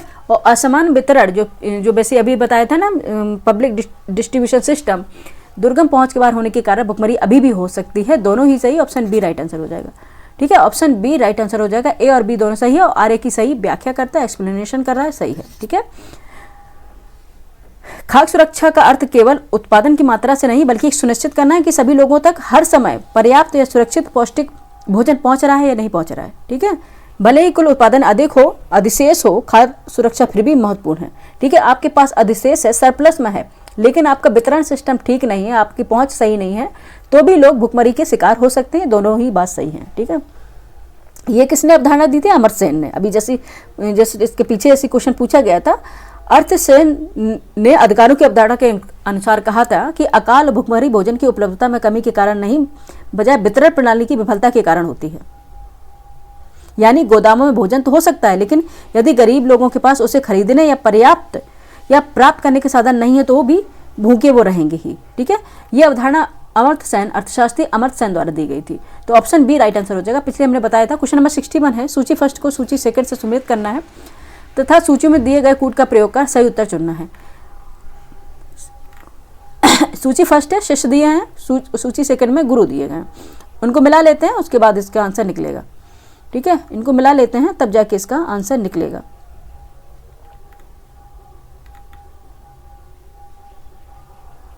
ठीक है, कबीर, अमीर खुसरो, सूरदास, मर्दाना, ठीक है। मर्दाना थे, आपको पता है ये गुरु नानक इनके शिष्य थे, गुरु नानक इनके गुरु थे, ठीक है। मर्दाना इनके शिष्य थे गुरु नानक के। और अमीर खुसरो थे निजामुद्दीन औलिया के शिष्य। और सूरदास थे, कबीर थे स्वामी रामानंद के, और सूरदास थे बल्लभाचार्य के, ठीक है। सूरदास किसके थे? बल्लभाचार्य के। अब इसको निकाल के देख लेते हैं। फर्स्ट का 3 आ गया, और सेकंड का अमीर खुसरो किसके? निजामुद्दीन औलिया के। थर्ड आ गया, नहीं ये तो थर्ड पहले से, कबीर का सेकंड है ये, हाँ सेकंड है, ये थर्ड हो गया। और सूरदास 4 हो गया, और मर्दाना जो थे किसके थे? गुरु नानक के। तो 2 3 4 1, ठीक है। आंसर निकल के क्या आएगा? 2 3 4 1। अब देख लेते हैं किस में है ये। अच्छा इसमें नीचे होगा क्या? 1 मिनट बच्चे देख लेते हैं। इसमें नीचे नहीं है, इसके दूसरे पेज पे चलना पड़ेगा। 2 3 4 1, ठीक है। 2 3 4 1, ऑप्शन क्या आएगा? डी, ठीक है। डी निकल के आ गया। नेक्स्ट चलेंगे, क्वेश्चन नंबर है 62। नीचे 2 कथन दिए गए, जिनमें से एक को अभिकथन ए, दूसरे को कारण आर कहा गया। ऐसा रीजन को क्वेश्चन है ये। अभिकथन ए है, भारत में जनहित याचिका पिल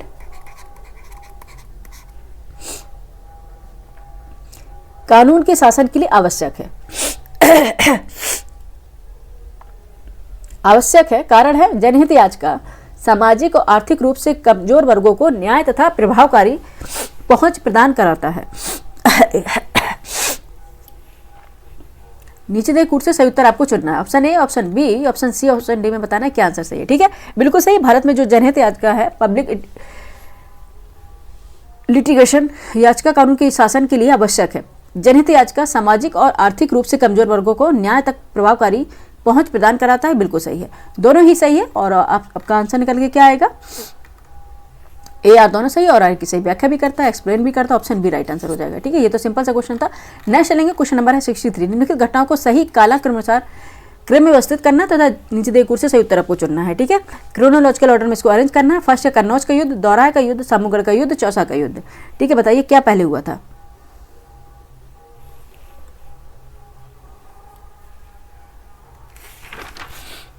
ठीक है, आइए देख लेते हैं। दौरा का युद्ध हुआ था 1532 को। 1532 को हुआ था दौरा का युद्ध। चौसा का युद्ध हुआ था 1539 में, ठीक है, 1539 में। कन्नौज का युद्ध हुआ था 1540 में, ठीक है। और सामूगढ़ का युद्ध हुआ था 1658 में। अब इसको अरेंज कर लेते हैं, हम अरेंज कर लेते हैं अकॉर्डिंग के ईयर के, ठीक है। आंसर क्या निकल के आएगा? 2 पहले, फिर 4, फिर 1, फिर 3। ऑप्शन बी इसका राइट आंसर हो जाएगा, ठीक है। ऑप्शन क्या होगा इसका? बी राइट आंसर हो जाएगा 63 का। नेक्स्ट चलेंगे, क्वेश्चन नंबर है 64। भारत के निम्नलिखित राज्यों को उनके क्षेत्रफल के आधार पर आरोही क्रम में यानी कि असेंडिंग ऑर्डर में व्यवस्थित करना है तथा नीचे दिए कूट से सही उत्तर चुनना है, ठीक है। असेंडिंग ऑर्डर में इसको क्रोनोलॉजिकल ऑर्डर में आपको अरेंज करना है। फर्स्ट है हरियाणा, हिमाचल प्रदेश, पंजाब, उत्तराखंड, ठीक है, इनके क्षेत्रफल के अकॉर्डिंग। और सेंसस के अकॉर्डिंग देख लेते हैं इसको। अकॉर्डिंग सेंसस को 2011 की सेंसस के अकॉर्डिंग इसको हम बनाएंगे, ठीक है। ठीक है, हरियाणा का क्षेत्रफल देखेंगे तो सबसे छोटा है इन राज्यों में, और जो सबसे बड़ा जो क्षेत्रफल है यहाँ पर देखेंगे ये हो जाएगा हिमाचल प्रदेश का, ठीक है। तो आ जाएगा क्या? सबसे छोटा हरियाणा है, और इस तरह से मान निकल के आ जाएगा। तो ऑप्शन बी राइट आंसर हो गया, ठीक है। ऑप्शन बी इसका राइट आंसर हो गया, हरियाणा, ठीक है। फिर हिमाचल प्रदेश का सबसे बड़ा है, पंजाब, उत्तराखंड, ठीक है। आंसर क्या हो जाएगा? पहले आएगा हरियाणा, फिर आएगा पंजाब, उसके बाद आएगा उत्तराखंड, सबसे बड़ा हिमाचल प्रदेश इनमें, ठीक है, अकॉर्डिंग इसके एरिया के। और ये जो आंकड़े लिए गए हैं ये किसके आधार पर लिए गए हैं? 2011 की जनगणना के अनुसार। पहले हरियाणा है, फिर पंजाब है, फिर उत्तराखंड है, फिर हिमाचल प्रदेश है, ठीक है। ऑप्शन बी इसका राइट आंसर हो जाएगा। नेक्स्ट चलेंगे, क्वेश्चन नंबर है 65। उत्तर प्रदेश, ठीक है ना, देखो उत्तर भारत में जल विद्युत के संदर्भ में निम्नलिखित में से कौन से कथन सही हैं? फर्स्ट है हिमालय क्षेत्र में जल विद्युत की विशाल संभावनाएं हैं, ठीक है। हिमालय क्षेत्र में जल विद्युत की यानी कि वाटर इलेक्ट्रिसिटी की विशाल संभावना है, हाइड्रो इलेक्ट्रिसिटी की, ठीक है। ये बिल्कुल सही है, ये स्टेटमेंट बिल्कुल सही है। नेक्स्ट चलते हैं इसका क्वेश्चन नंबर 65 के सेकंड स्टेटमेंट पे चलते हैं। क्या पूछ रहे हैं?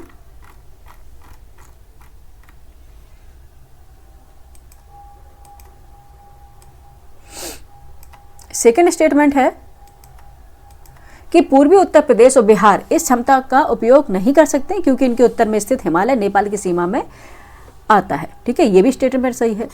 ठीक है, ये भी स्टेटमेंट सही है क्योंकि कई बच्चे इसका देखा होगा, ये क्वेश्चन गलत करके आए थे। ये बिल्कुल सही है, जो पूर्वी उत्तर प्रदेश और बिहार इस क्षमता का प्रभावी ढंग से उपयोग नहीं कर सकते क्योंकि उत्तर में देखेंगे हिमालय का जो विस्तार नेपाल में अधिक है। ठीक है, नेपाल में अधिक है और ये भारत में नहीं है, इसलिए इन राज्यों का प्रवेश हम देखेंगे जो प्रवेश करते समय जो नदी का जो प्रवाह है, नदी का जो फ्लो है, समतल हो जाता है ये। ठीक है, और क्या होता है, स्लो हो जाता है, जिससे जल विद्युत क्षमताएं हैं जो बहुत कम पाई जाएंगी। ठीक है, इसलिए क्या हो जाएगी, जो स्टेटमेंट सेकंड है ये भी सही है। तो ऑप्शन हमारा निकल के क्या आएगा बताइए?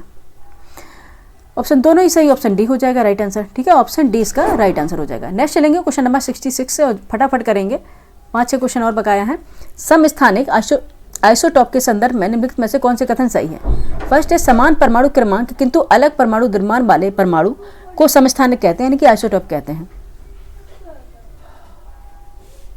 ठीक है, फर्स्ट है प्रोटियम, ड्यूटेरियम और ट्रिटियम कार्बन के समस्थानिक है। नीचे दिए कूट से की सहायता से आपसे सही उत्तर चुनना है।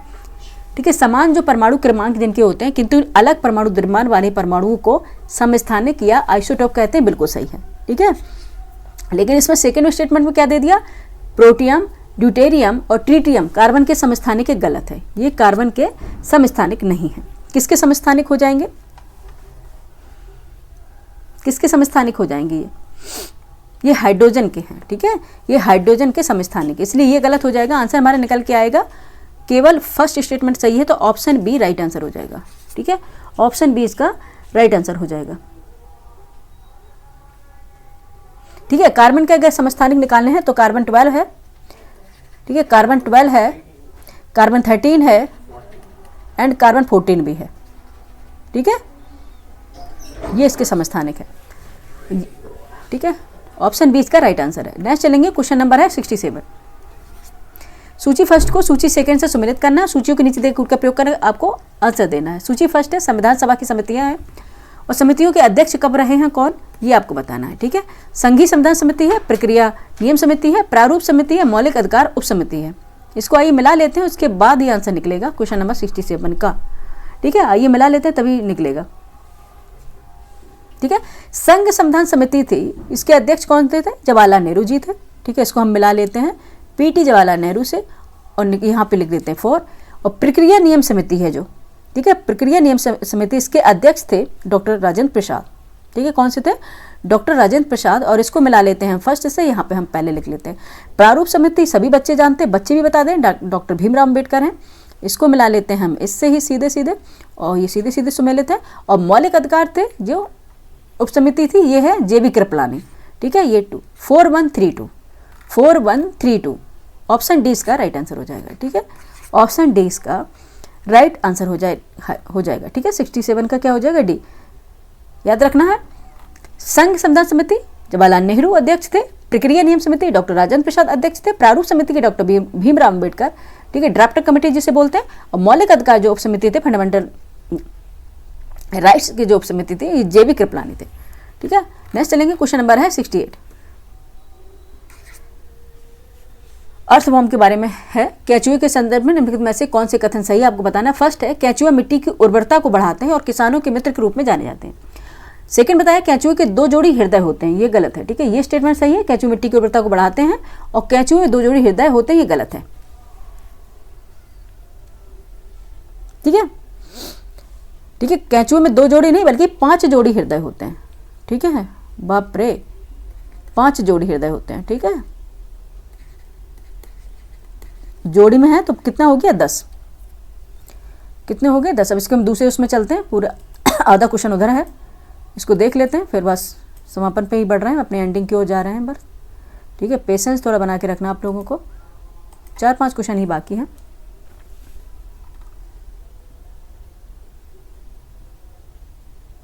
आधा क्वेश्चन दिया था क्या? 1 मिनट रखे,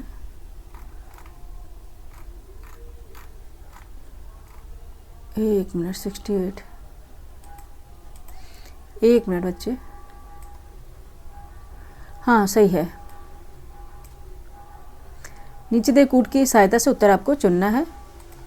ठीक है, क्या हो जाएगा, क्या होते हैं इसमें 5 जोड़े ही होते हैं। ठीक है, ये इनके शरीर के 7वें 11वें खंड में स्थित होते हैं। इनका कार्य रक्त को पंप करना होता है और केंचुए हृदय का, परंतु मानव हृदय की तरह पूर्ण रूप से विकसित नहीं होते हैं।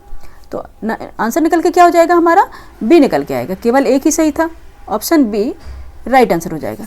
नेक्स्ट चलेंगे, क्वेश्चन नंबर है 69। क्वेश्चन नंबर है 69। अटल सुरंग के संदर्भ में निम्नलिखित में से कौन से कथन सही हैं। फर्स्ट है, यह सुरंग विश्व की सबसे लंबी राजमार्ग सुरंग है। सेकंड है, यह सुरंग हिमालय की पीर पंजाब श्रृंखला में बनाई गई है। ठीक है, पीर पंजाब श्रृंखला में बनाई गई है। नीचे दिए गए उत्तर से आपको, नीचे दिए गए कूट से सही उत्तर आपको चुनना है। क्वेश्चन नंबर 69 का आंसर बताइए क्या हो जाएगा। ठीक है, यह सुरंग हिमालय की पीर पंजाब श्रृंखला में बनाई गई, बिल्कुल सही है। यह सुरंग विश्व की सबसे लंबी राजमार्ग सुरंग नहीं है। विश्व की सबसे लंबी राजमार्ग सुरंग नॉर्वे की लैडर सुरंग है। ठीक है, लैडर सुरंग है जिसकी लंबाई 24.51 किलोमीटर है। भारत में स्थित अटल सुरंग है, ये सर्वाधिक ऊंचाई की में पाई गई है 10,000 फीट पर अवस्थित विश्व की सबसे लंबी राजमार्ग सुरंग है ये। ठीक है, अटल सुरंग हिमालय की पीर पंजाब श्रृंखला में जो रोहतांग दर्रे है उसके नीचे बनाई गई है, जो मनाली और को लाहौर और स्पीति के बीच जोड़ती है। ठीक है, तो ऑप्शन क्या हो जाएगा 69 का, सी हो जाएगा। केवल क्या है, सेकंड सही है। नेक्स्ट चलेंगे, क्वेश्चन नंबर है 70। सिंधु घाटी सभ्यता से संबंधित निम्नलिखित पुरातत्व स्थलों में से कौन आज के उत्तर प्रदेश में स्थित है। ठीक है, आपको बताना है कौन आज के उत्तर प्रदेश में स्थित है। सिंधु घाटी सभ्यता के संबंधित निम्नलिखित पुरातत्व स्थलों में से कौन आज के उत्तर प्रदेश में स्थित है। मंडी, राखीगढ़ी, हुलास, बताइए कौन है उत्तर प्रदेश में। नीचे दिए कूट से सही उत्तर चुनना, option A, option B, option C, option D में से कौन सा राइट आंसर हो जाएगा। मंडी है ये उत्तर प्रदेश में, हुलास भी उत्तर प्रदेश में, राखीगढ़ी उत्तर प्रदेश में नहीं है। ठीक है, तो 1 और 3 देखते हैं कहाँ पे है, ऑप्शन डी इसका राइट आंसर हो जाएगा। ठीक है, ऑप्शन डी। समीर हेलो, चाहे अगर थोड़ी ज़्यादा हो तो हमें भी दे देना, उसमें है। ठीक है, क्वेश्चन नंबर 70 देख लेते हैं, आंसर क्या हो जाएगा। उत्तर प्रदेश में जो हड़प्पा कालीन स्थल है हुलास सहारनपुर जिले में है। हुलास कहाँ पे है, सहारनपुर जिले में है। ओहो पेन एक तो अलग काम कर नहीं रहा है। ठीक है, सहारनपुर। ठीक है, ये सहारनपुर जिले में है हुलास। और मंडी कहाँ है, मुजफ्फरपुर जिले में। मुजफ्फरपुर जिले में है मंडी। और 2 स्थल और पाए जाते हैं उत्तर प्रदेश में, याद रखिएगा। आलमगीरपुर है, ये मेरठ में है। आलमगीरपुर यहाँ पे लिख दे रहे हैं हम, आलमगीरपुर है मेरठ में, ये मेरठ में है। ठीक है, और हुलास खेड़ा लखनऊ में है। ये आ चुका है, हुलास खेड़ा कहाँ पे है, लखनऊ में है। ठीक है, हुलास खेड़ा कहाँ पे है, लखनऊ में है। ठीक है, याद रखना है उत्तर प्रदेश में मंडी पाया जाता है जो मुजफ्फरपुर जिले में है, हुलास है सहारनपुर में है, और आलमगीरपुर मेरठ में है, और हुलास खेड़ा लखनऊ में है। ठीक है, अकॉर्डिंग इसके क्वेश्चन के आंसर हो गया अपना डी। ठीक है, नेक्स्ट चलेंगे, क्वेश्चन नंबर है 71। सूची 1 को सूची सेकंड से सम्मिलित करना तथा नीचे दिए कूट से सही उत्तर आपको चुनना है। सूची फर्स्ट है, सूची सेकंड है। पद्म विभूषण क्षेत्र 2025 में विजेता 2025 के किसको पद्म विभूषण मिला है 2025 में, किस क्षेत्र में मिला है और क्या इनके विनर रहे वो आपको देखना है। ठीक है, आंसर फिर बताना है क्वेश्चन नंबर 71 का।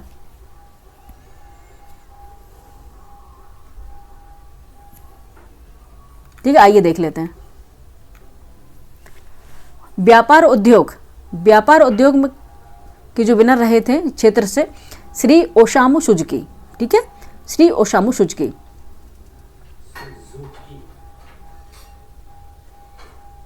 ठीक है, क्या थे, श्री ओसामू सुजुकी। नेक्स्ट देखेंगे साहित्य और शिक्षा में कौन से थे, श्री M.T. वासुदेव नायर, श्री M.T. वासुदेवन नायर। ठीक है, ये थे। और दवा में देखेंगे, मेडिसिन में जो है ये थे श्री D. नागेश्वर रेड्डी। ठीक है, श्री D. नागेश्वर रेड्डी। और कला में कौन से थे, श्री लक्ष्मी नारायण सुब्रमण्यम।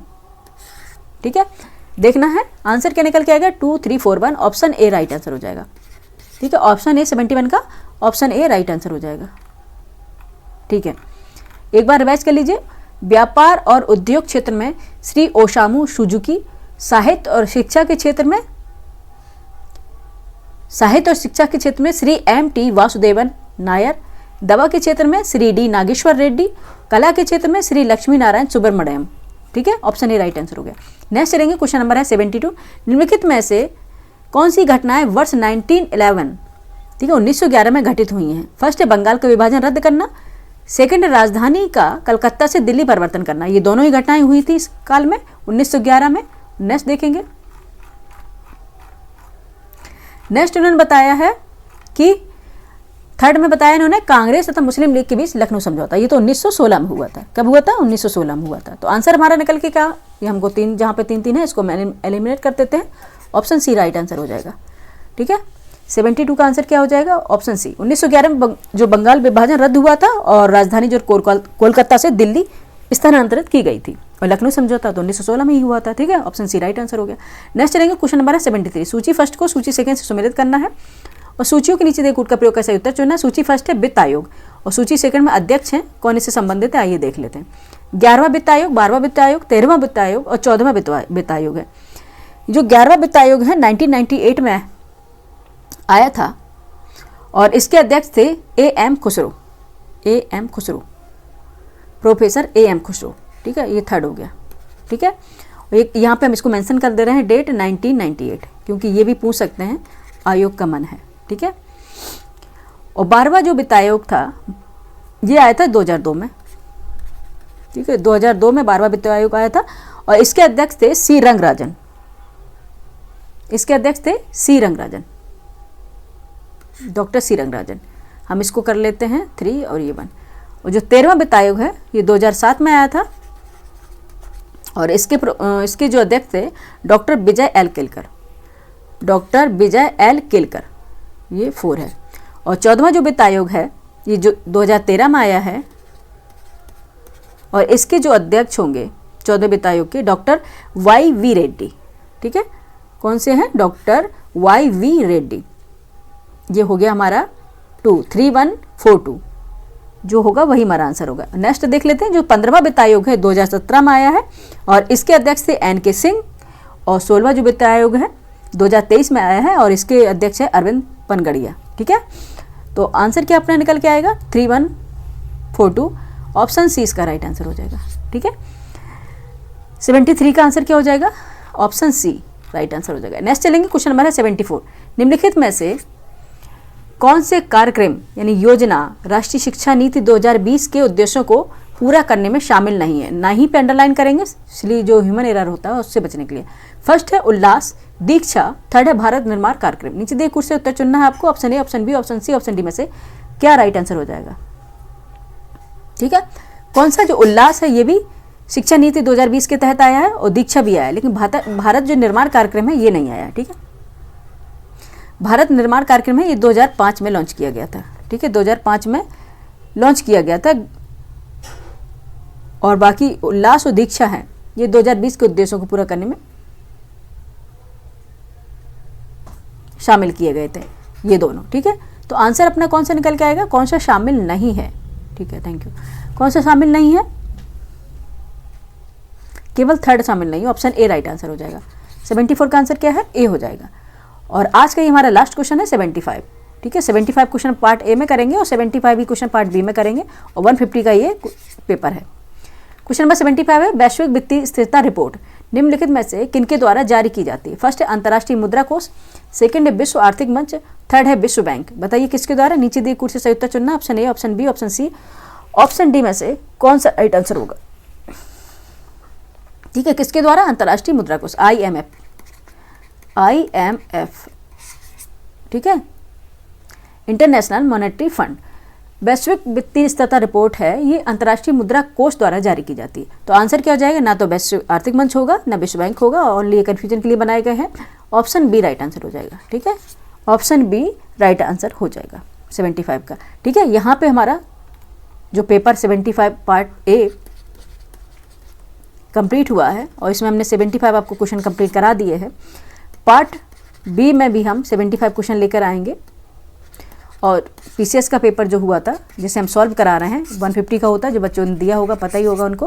ठीक है, इस तरह से कंप्लीट हो जाएगा और आने वाले एग्ज़ाम में ये क्वेश्चन जो आप देखेंगे कि किस तरह से आयोग पैटर्न चेंज कर रहा है, किस तरह से आयोग किस टॉपिक से पूछ रहा है, और अगर आप इसे लगाते हैं तो आने वाले जितने भी एग्जाम है उसमें आप बहुत ही इससे मदद मिलने वाली है।